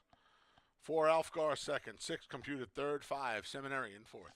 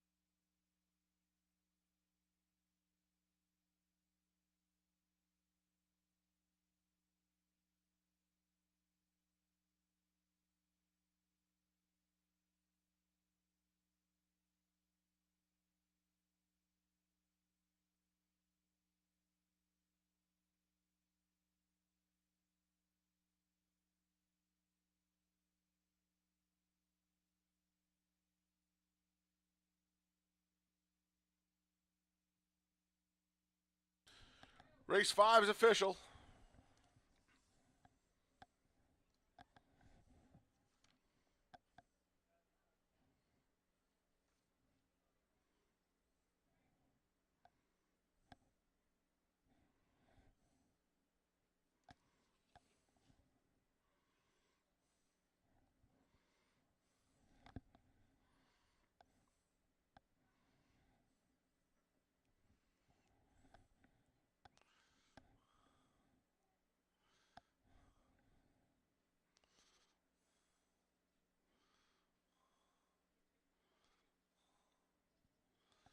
Making his way to the winner's circle is the number 3, King Kali. The 3-year-old gelding, a son of Al Kali, out of the Claremont mare, Ms. Emma, is owned by Wachtel Stable. The New York bred's trained by Chris Engelhart, winning rider John Davila Jr.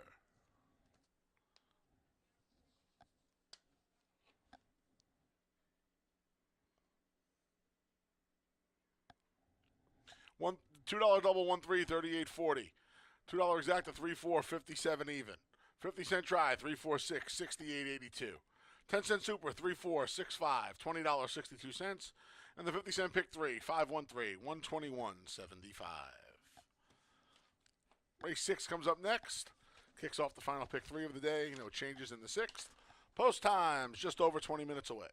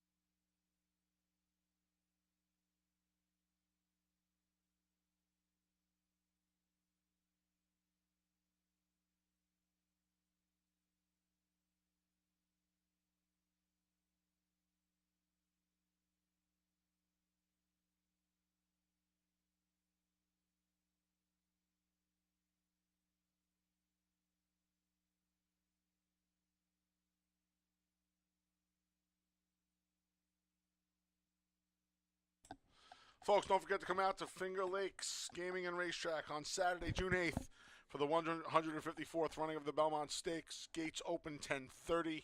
First post at Saratoga for this unique Belmont Stakes will be at 10:45. Watch and wager on all of the action from Saratoga for Belmont Stakes Day 2024 right here. Finger Lakes Gaming and Racetrack, June 8th. Gates open at 10:30. And don't forget on Monday, June 17th, we're going to have our first handicapping contest of the season. It's free to enter.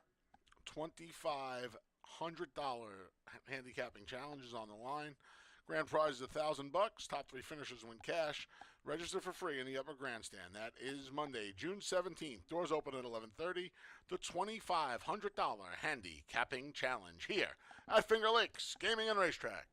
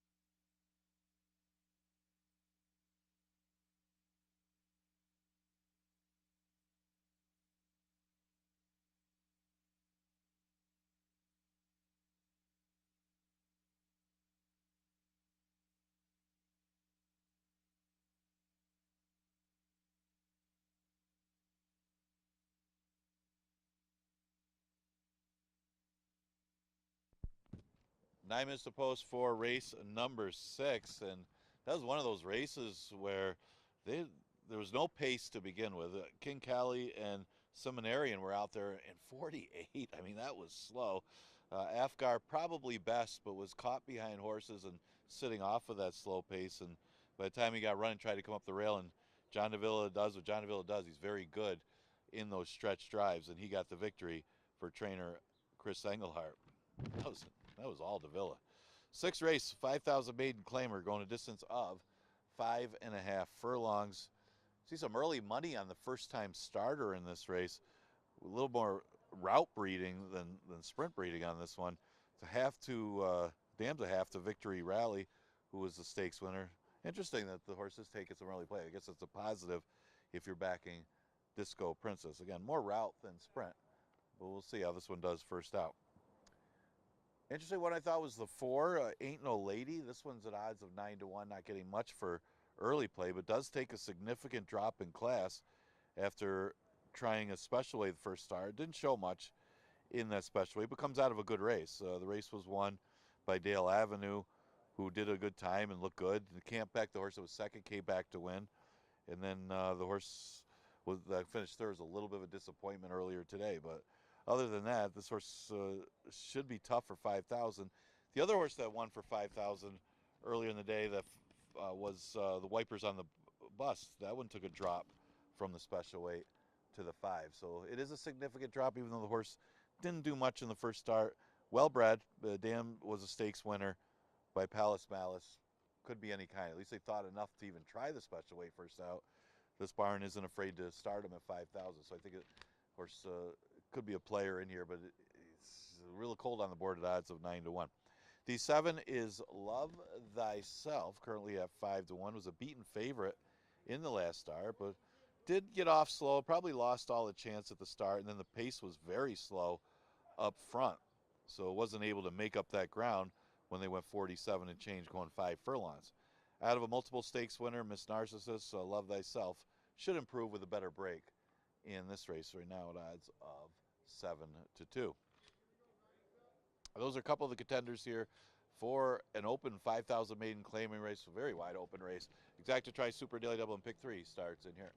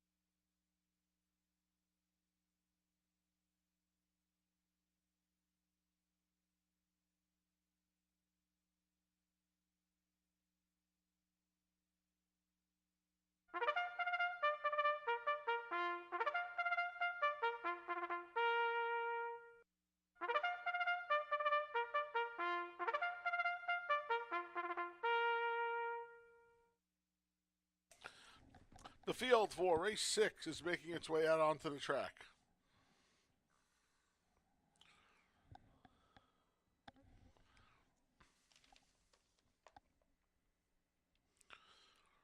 The 1 is My Little One with John Berrios. The 2 is Frankie C. Jeremiah Flores looks for a 2 on the day. The 3 is Disco Princess. Kay Bracoa looks for his 3rd riding win. The 4 is Ain't No Lady with Andre Worry.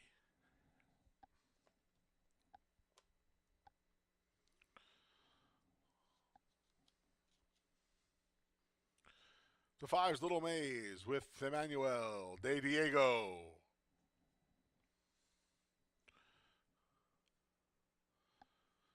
Here's the 6, Crystal, with Michael Davila Jr. And the 7 is Love Thyself with Kevin Navarro aboard. Field of 7, going 5.5 furlongs here. I went back to Little Maze, tried her last time. She was a juicy 12-1, made the lead. Tied in the stretch, still finished third at a big price. Linda Dixon had 2 third-out maidens get the job done yesterday.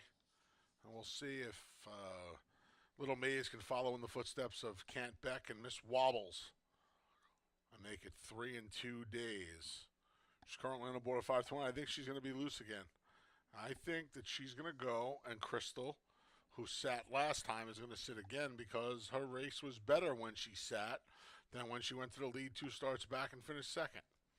So I imagine the race lines up 5-6 and may the better filly win. The 6 Crystal, like I said, better from off the pace last time after opening up a huge lead in her second career start, first here at Finger Lakes.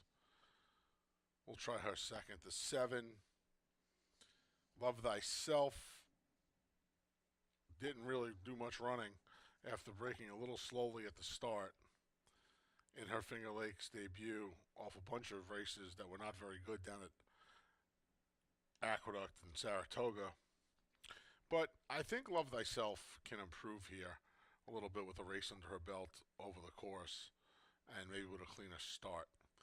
They're betting the firster, Disco Princess. I didn't hear anything. Caberco is looking for his 3rd consecutive win. It does not look like a particularly spectacular work tab. I know the barn and the jock over the last couple of seasons here at Finger Lakes have hit it almost 20% with a solid ROI of almost $3.30. So that's impressive, but I didn't see anything with the first Disco Princess that led me that way. 5, 6, 7 for me. Best of luck here in race 6.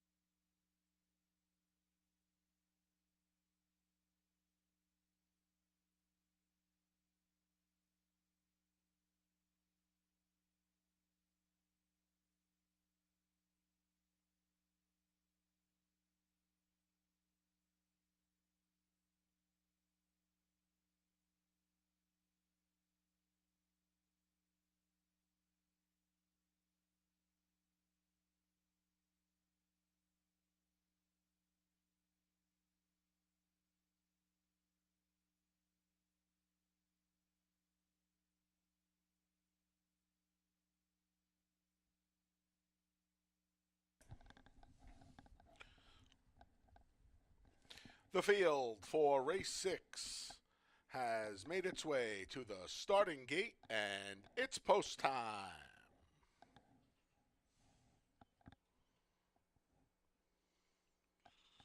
Seven runners set to load in. Longest shot on the board, My Little One in first. Really the only outlier here. The other 6 fillies and mares between 5-2 and 6-1 currently. Wide open race. There goes the 2, Frankie C. The debuting Disco Princess goes in. Followed by Ain't No Lady. Little Maze is up next. Don't forget free PPs over at fingerlakesgaming.com, courtesy of Equibase, each and every racing day here at Finger Lakes in 2024. Monday's PPs will be posted sometime tomorrow night after 6 p.m. Crystal loads, speaking of the 6. And the last to load is Love Thyself. They're in the gate.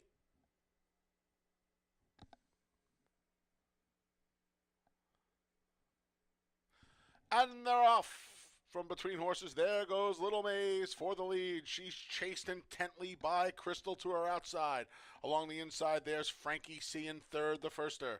Disco Princess trying to keep up in fourth. To the rail is My Little One. 4 deep is Love Thyself, and the trailer is Ain't No Lady. Little Maze and Crystal go at it as they make their way to the far turn.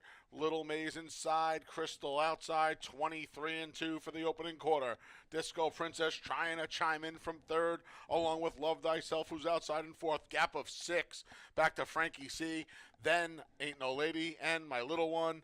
They're making their way to the top of the stretch, led by Little Maze. She's held off Crystal so far. A fresh challenge from Love Thyself and Disco Princess. They're off the turn and into the stretch.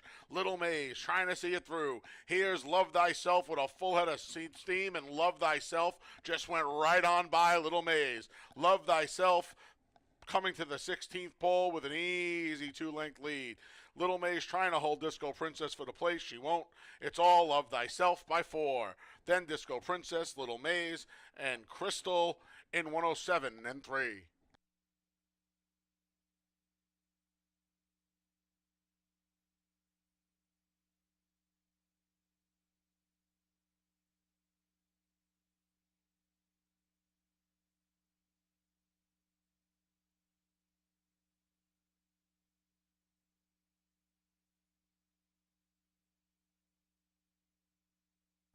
Number 7, Love Thyself was first.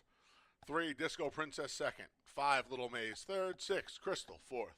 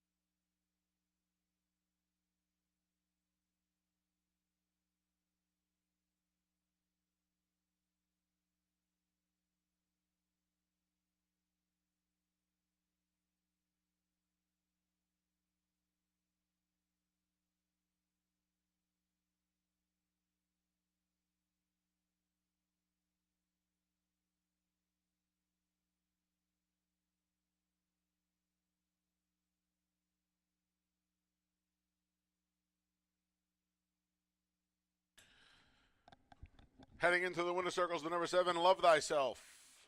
The 3-year-old daughter of Solomini. Out of the Freud mare, Miss Narcissist is a New York bred owned by Windy Lee Farm LLC, trained by Jonathan Buckley, winning rider Kevin Navarro, and it's official. $2 double 3.792 even. $2 exact to 7.3 24.80. 50-cent try 7.35 $26.62, and the 10-cent super 7.3 5.6 $10.75. Race 7 comes up next. It kicks off today's late double here at Finger Lakes. Please note the number 1, Super Rocker, is a gelding. Here in race 7, the 1's a gelding. And in race 8, you can scratch the 2, Looking Grand, and the 4, Peaceful Persuasion. Scratch the 2 and 4 from race 8. Race 7 comes your way, the start of the late double, in a little over 23 minutes.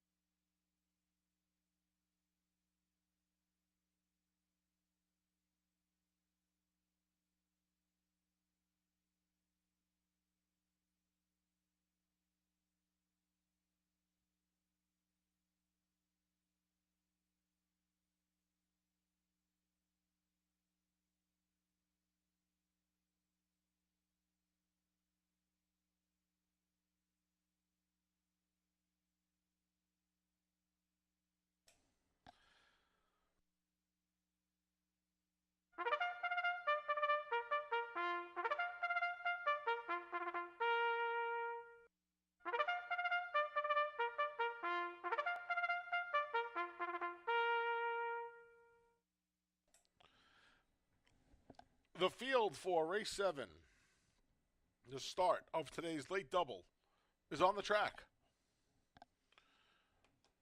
The one is Super Rocker. Andre Worry rides.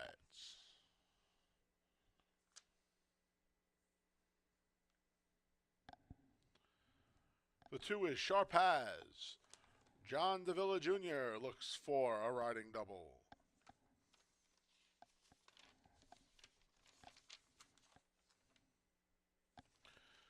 The 3 is Kingdom on Pause with Jackie Davis looking for a riding double. The 4 is Fighter Kite with Carlos Camillo. Here's the 5, Gold in Them Hills with Emmanuel De Diego. And the 6 is Scaramanga with Sean Bridgemahan. That's the field for race 7. Well, the feature's upon us, and we have, could be the heaviest favorite of the day, and I think deservingly so. What a good-looking horse Sharpaz is. Paul Barrow had him ready to roll last time in his Finger Lakes debut. Paul's had him for his last 3 starts, a couple down at the Big A. Ran okay, 3 back, and then 2 back he just ran into a tough bunch. Found the Finger Lakes, the Farmington Water to his liking last time. He galloped and goes right up the allowance ladder, I should say. I'll tell you what, he's supposed to be in front here, unless Scaramanga comes with some gas on the outside. But this is Sharpaz's race to lose, and the public agrees.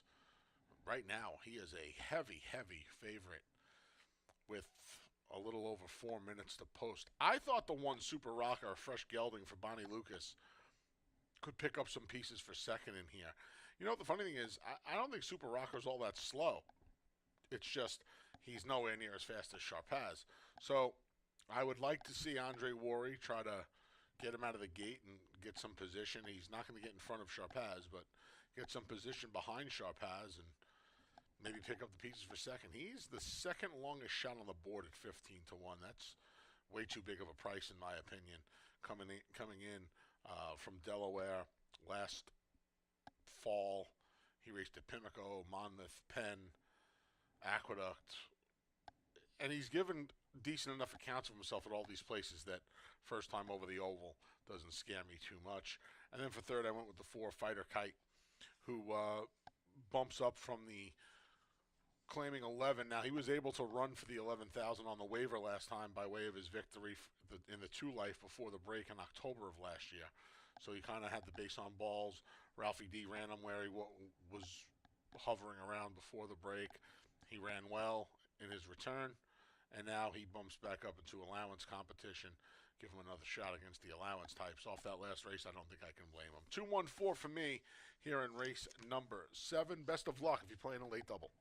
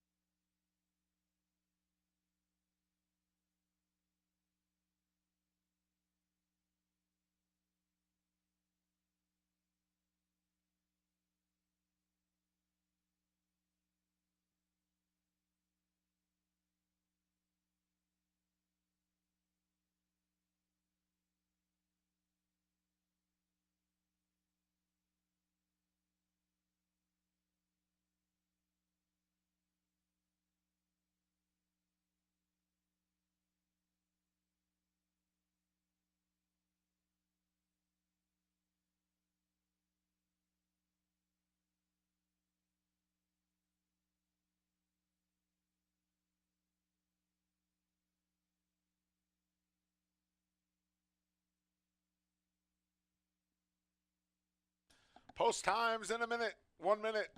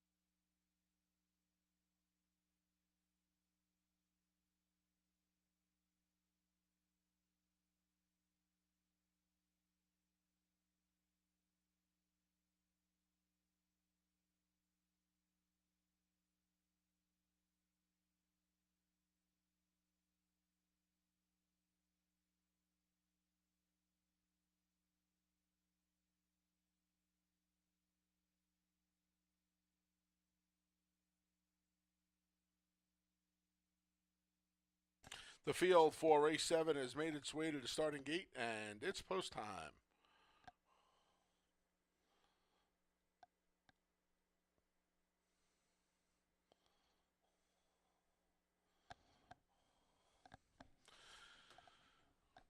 Super Rockers in. Sharpaz, your heavy favorite, went in alongside. Here's Kingdom of Paws. Fighter Kites next. Then Golden Them Hills. And the last to load will be Scaramanga.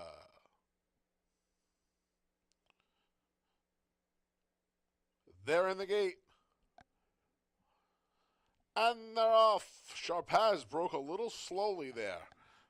Going for the lead is Scaramanga. Now Sharpaz rushes up with John Davila Jr. into contention. It's Scaramanga. And now Sharpaz. Between those two, Golden M Hills fighting it out as well. Gap of 3. Super Rocka moves up along the inside. Then Fighter Kite. And the trailer is Kingdom of Paws. Sharpaz made his way to the lead. It's Sharpaz. Fitting right between Sharpaz and Scaramanga was Golden M Hills. So 3 across the track as they head to the turn. It's Sharpaz. Sharpaz. Then Golden M Hills. Scaramanga begins to backpedal a bit. Up the inside comes Super Rocker at a big price. Then we come back to Kingdom of Paws and Fighter Kite. Sharpaz, Davila goes to work. He cuts the corner and opens up a 2-length lead. Golden M Hills trying to keep up. Super Rocker trying to make ground along the inside. So too is Kingdom of Paws, who's right along the rail. They're in deep stretch. Almost home is Sharpaz. Scaramanga re-rallies. Super Rockers at the rail. Sharpaz, Scaramanga. Sharpaz, Scaramanga. Sharpaz, Sharpaz, a half length. Scaramanga ran out of real estate. Super Rocker was third in 105 and 4.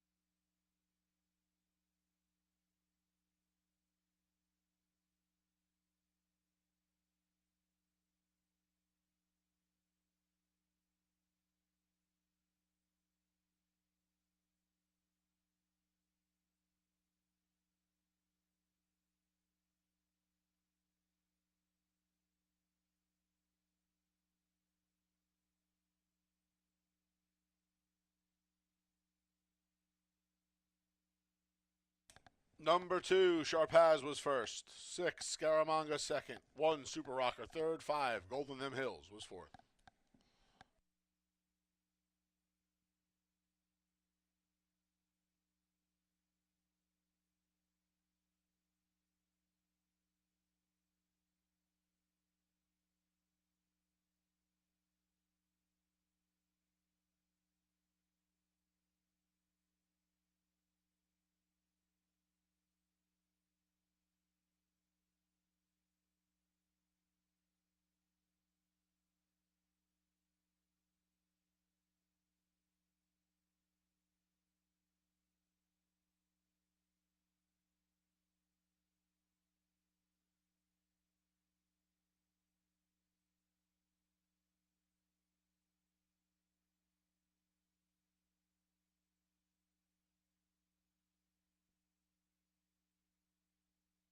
Ladies and gentlemen, please hold all tickets.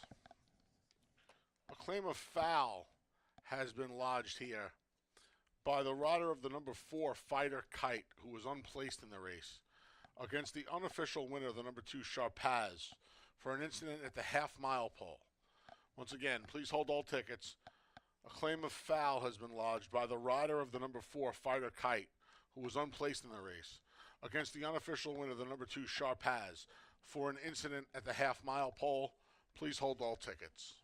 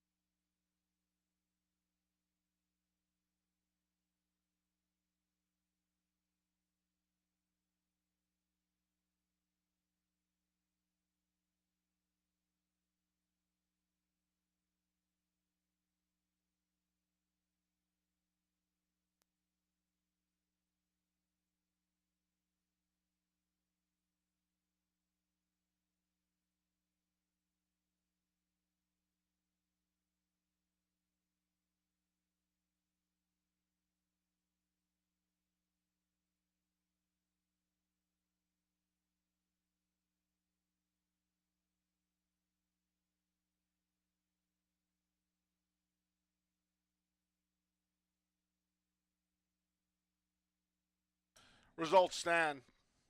No change in the order of finish. In and out of the winner's circle was the 2, Sharpaz. The 4-year-old gelding is by Sharp Azteca out of the McLean's Music Mare Grand Lucky Girl. The New York Breds owned and trained by Paul Barrow. His second win of the day, a riding double for John Davila Jr. 2-6-1-5 here in race 7. And it's official. $2 double, 7-2, $8.10. $2 exacta, 2-6, $7.90. 50-cent try, 2-6-1, $7 and a nickel. And the Dime Super, 2615, $2.70. Race 8 comes up next. The finale offers win, place, show, exacta try, and superfecta wagering. Scratch the 2 looking grand, then the 4, peaceful persuasion. Scratch the 2 and 4 out of race 8. Post time for the finale is in just over 20 minutes.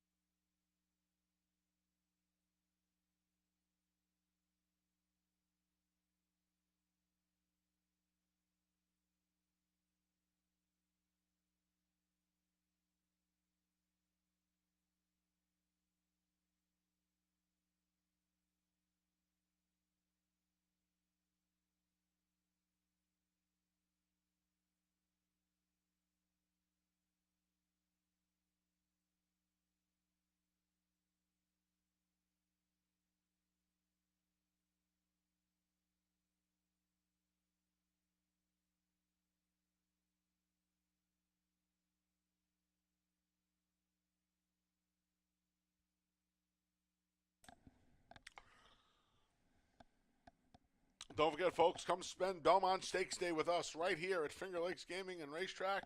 Gates open 10:30 for the 154th running of the third Jewel of the Triple Crown as Kentucky Derby winner Mystic Dan set to square off with Preakness winner Seize the Gray for 3-year-old Supremacy. Head on out Saturday, June 8th to Finger Lakes Racetrack. Gaming and Racetrack will be open 10:30, 10:45 first post from Saratoga for the Belmont Stakes. June 17th, $2,500 handicapping challenge right here. It's free to enter. Just head upstairs in the club. 11:30 the gates open. Money and prizes Winners guaranteed $1,000. Top 3 finishers get money, which is always important. But again, don't forget to come out. It's free. Literally doesn't cost you a dime. The $2,500 handicapping challenge, Monday, June 17th. Register for free in the upper grandstand. The scheduled contest races are Finger Lakes races 1 through 8. Come on out Monday, June 17th. And stakes action resumes the following Monday, June 24th, with the Ontario County for the New York bred 3-year-old Colts and Geldings and the Niagara for the 3-year-old New York bred fillies. That's June 24th. Here at Finger Lakes Gaming and Racetrack, stakes action returns to the lakes. Also like to let you know that regardless of whoever wins this finale, there will be a carryover into the Pick 6 when we resume racing on Monday. We will have a carryover into Monday's Pick 6. Past performances available at fingerlakesgaming.com starting tomorrow evening, figure after 6:30. But the Pick 6 will go unhit, and you will have a carryover into Monday's card. You can start handicapping tomorrow night. PPs will be available tomorrow evening, courtesy of Equibase at fingerlakesgaming.com.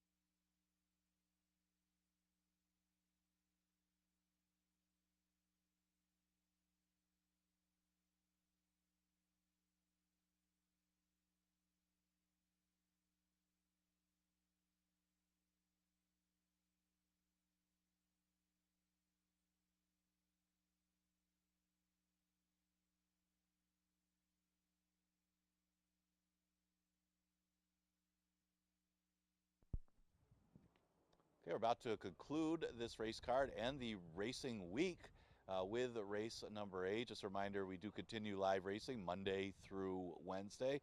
Next live day, of course, is Monday. Looking back at our feature race number 7, Sharp has, didn't break all that sharp.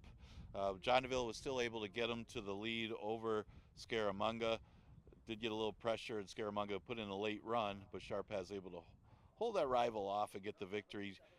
John Navarro for Barrow at a very, very short price in race number 7. Makes it 2 in a row. Okay, last race we scratched the 2, Looking Grand, scratched the 4, Peaceful Persuasion. Now Davila has already won a couple races in gate-to-wire fashion. Good chance to do so again here, as there doesn't seem to be a heck of a lot of early speed in here. Probably the only one with any kind of early speed might be outside him, Hardly Working, but that one's got more route speed than he does sprint speed. So you would think that Zucker Race would be able to get the front. He comes out of a race won by a big drop down that was a mile the best. Talking about East Coast Girl. That one just kind of galloped in that race, and Zucker Race was able to kind of chased in there and faded. That's not going to happen for Zucker Race. I mean, he's kind of underachieved during his career. He finally broke his maiden when dropping to a 5,000 maiden tag at the end of the year. He may have also needed the race, but it doesn't matter. I mean, there's no way Zucker Race was going to beat East Coast Girl in that race. Well, that one moves on. It's a mediocre field, and the big thing is it's a field that does not have any speed in it. So if he breaks and gets to the front, he may win by default here, and that's why he's at odds of even money. Mentioned Hardly Working. I mean, this horse did get a race under him. We got off the waiver claim, going shorter, gets a little more distance, and that might be good for Hardly Working, who's got enough tactical speed to stay close. Now, he's had a lot of chances. I mean, he's 1 for 23 in his career. But if you don't like Zucker Race, you got to look for somebody else. And, maybe Shayla McClung could get her first victory here. Certainly a horse that could be in the top 3. I would expect improvement anyway from the horse from that last start with a little more distance and a race under his belt. Blue Lieutenant's got the numbers to be competitive here. He was running against better at Gulfstream, tried Tampa competition, now comes back to Finger Lakes. Does have 5 starts here. 3 of them he hit the board against arguably tougher competition. So a little bit of a fitness edge on some of these too, running in some tougher races in Florida. So 7 minutes to post for this last race. Again, we scratched the 2, Looking Grand, and the 4, Peaceful Persuasion.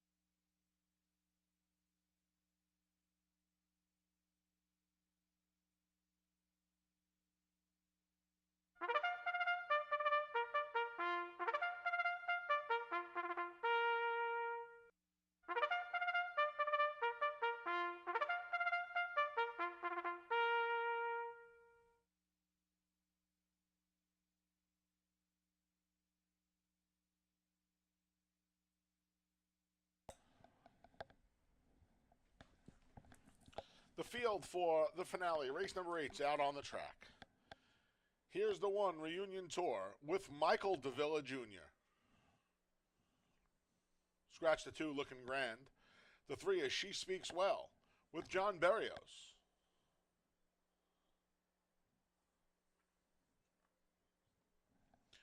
Scratch the 4, Peaceful Persuasion. The 5 is Dance with Jake. Rafael Rohina Jr. rides. The 6 is Blue Lieutenant with Joel Cruz. The 7 is Zucker Race. John Davila Jr. looks for a riding triple. And the 8's hardly working. Jackie Davis looks for a riding double. That's the field of 6. They'll go 6 furlongs. Hate to end the week with the chalk, but Zucker Race looks like he's supposed to get in front of these horses and just keep on going. When Peaceful Persuasion came out, who I had originally picked, it made things a hell of a lot easier for Zucker Race today to just go to the lead and keep going. He flashed a little speed off the 6-month break last time. Could not keep up with East Coast Girl. They ran a ringer for 5,000 that day, and East Coast Girl won by a dozen or so. Swish just missed, lost a tough photo for second at 16-1. Chris Englehart already on the board. I would imagine Zucker Race just gets in front of these and keeps going today to give John DeVilla Jr. his 3rd win on the day. Reunion Tour. You know, Reunion Tour has a series of races up here at Finger Lakes going long, and he's hit the board in a couple of them, 3 to be exact, 3rd place finishes. But his lone win in 37 tries has come going 6 furlongs. And Ralph D'Alessandro is going to cut him back for the 6-month break. Runs him for the waiver, runs him going 3/4. I think it's a smart move. He's hit the board in 4 of 6 here at Finger Lakes. A win and a second from 5 tries at the distance. I thought he'd be a better price, but with the scratches, especially the scratch of the 4, I understand him taking some money. I put the number 1 Reunion Tour second behind that one right there, Zucker Race. And then the 6, Blue Lieutenant, who makes the first start for Marissa Montserrat. The last 2 races were against much better at Tampa. I have a big issue with this horse. He's 0 for 8 on dirt. His lone win came on synthetic out at Gulfstream Park last May, a little over 54 weeks ago. But somebody has to finish 3rd here. I think it'll be him, quite frankly, dropping in from those tougher races down at Tampa with a 10 and a 7-pound bug going to Joel Cruz. I think that's a big rider upgrade. I don't know much about either barn. I know one barn was 0 for 33, and Marissa's only run 2 horses so far, so we'll see how that goes. 7-1-6 for me in the finale. Monday to Wednesday next week.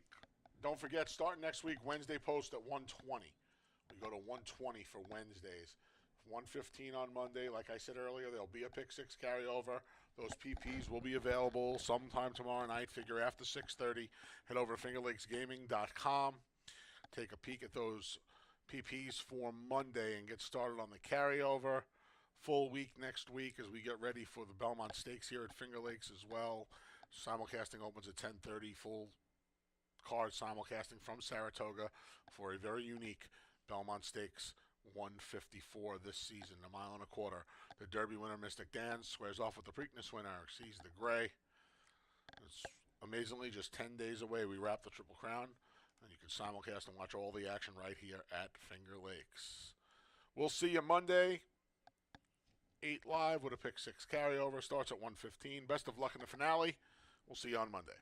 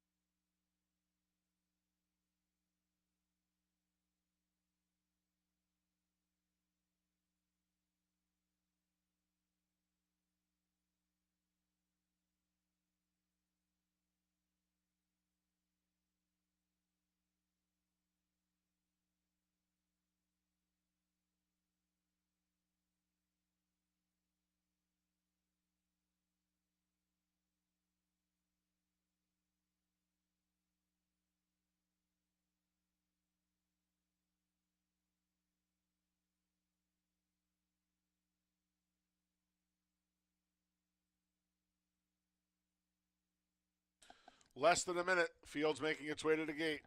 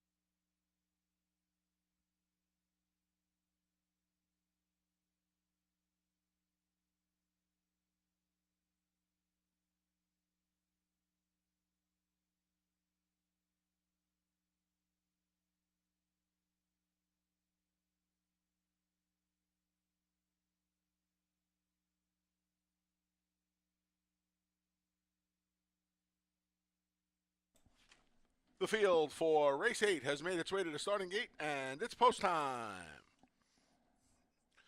Set to load for the finale.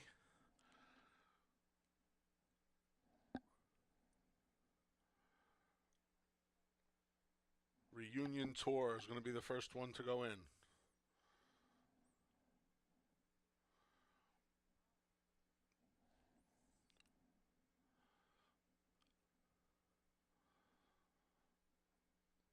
Followed by She Speaks Well.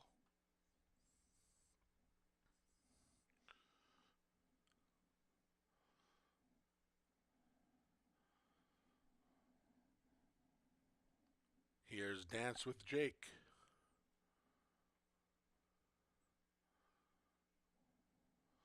Blue Lieutenant. Odds-on favorite Zuka Race. The last one to load is Hardly Working. Don't forget, first post on Monday, 1:15, Monday to Wednesday next week, right here at Finger Lakes Gaming and Racetrack. Pick 6 carryover coming your way, regardless of the last race winner. Hardly Working's in. They're in the gate, and they're off. There goes Zuka Race for the lead. A host of pursuers early, though. Blue Lieutenant's right there, and Blue Lieutenant takes the lead away from Zuka Race. It's Blue Lieutenant a length. Then Zuka Race back in second. Third's Hardly Working. Fourth, between horses, there's Dance with Jake to the inside. Moving into fourth now as She Speaks Well. And the trailer early is Reunion Tour. Blue Lieutenant. Blue Lieutenant a length and a half. Through an opening quarter of 23-1. Tracked by Zuka Race in second. Now Zuka Race turns up the pressure and goes after the leader. Blue Lieutenant and Zuka Race, match race. They got 3 on Hardly Working, who has 3 on She Speaks Well, and Dance with Jake. And from the back, Reunion Tour starts to kick in gear. She still has 7 or 8 to make up. Blue Lieutenant won't let Zuka Race by. They went the half in 47-1. It's Blue Lieutenant inside of Zuka Race. These two have been going at it pretty much from the start. She Speaks Well coming up the inside in the blue. It's still Blue Lieutenant. Zuka Race trying to get the better of her. She just put her head in front, but battling back's Blue Lieutenant. Blue Lieutenant put her head. Now a half length. Now a length back in front. Zuka Race up the inside. She Speaks Well. Close to home, though. Blue Lieutenant gate to wire by a length and a half.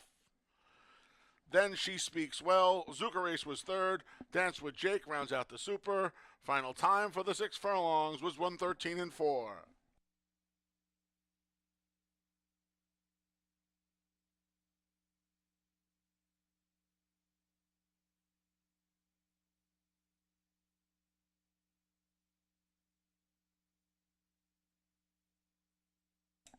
Number 6, Blue Lieutenant was first. 3, She Speaks Well second. 7, Zuka Race third. 5, Dance with Jake was fourth.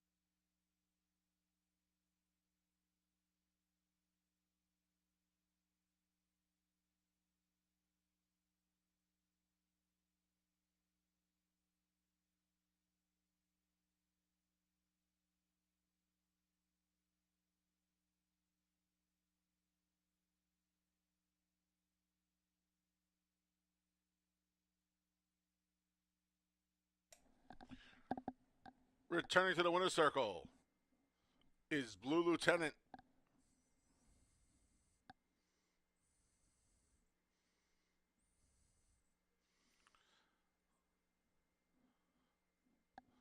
The 4-year-old Gelding, a son of Golden Sense out of the Lionheart mare, Fast Heart. It's a New York bred owned by Edwin Mundo and trained by Marissa Montserrat. Winning rider, Joel Cruz. And it's official. $2 double, 2-6, $7.60. $2 exact to 6-3, 65 even. 50-cent try, 6-3-7, 44-37. 10-cent super, 6-3, 7-5, $25.15. 50-cent pick 3, 7-2-6, $5.30. 50-cent pick 4, 3-7-2-6, $59.12. 50-cent pick 5, $104.25. Nobody pick 6. 5 of 6, $46.75. There'll be a pick 6 carryover into Monday of 4 pennies shy, $1,267. $1,266.96 waits for you in the Monday pick 6. Speaking of Monday, that wraps the action here, the live racing action here at Finger Lakes Gaming Casino. Please note the casino remains open until 4 a.m.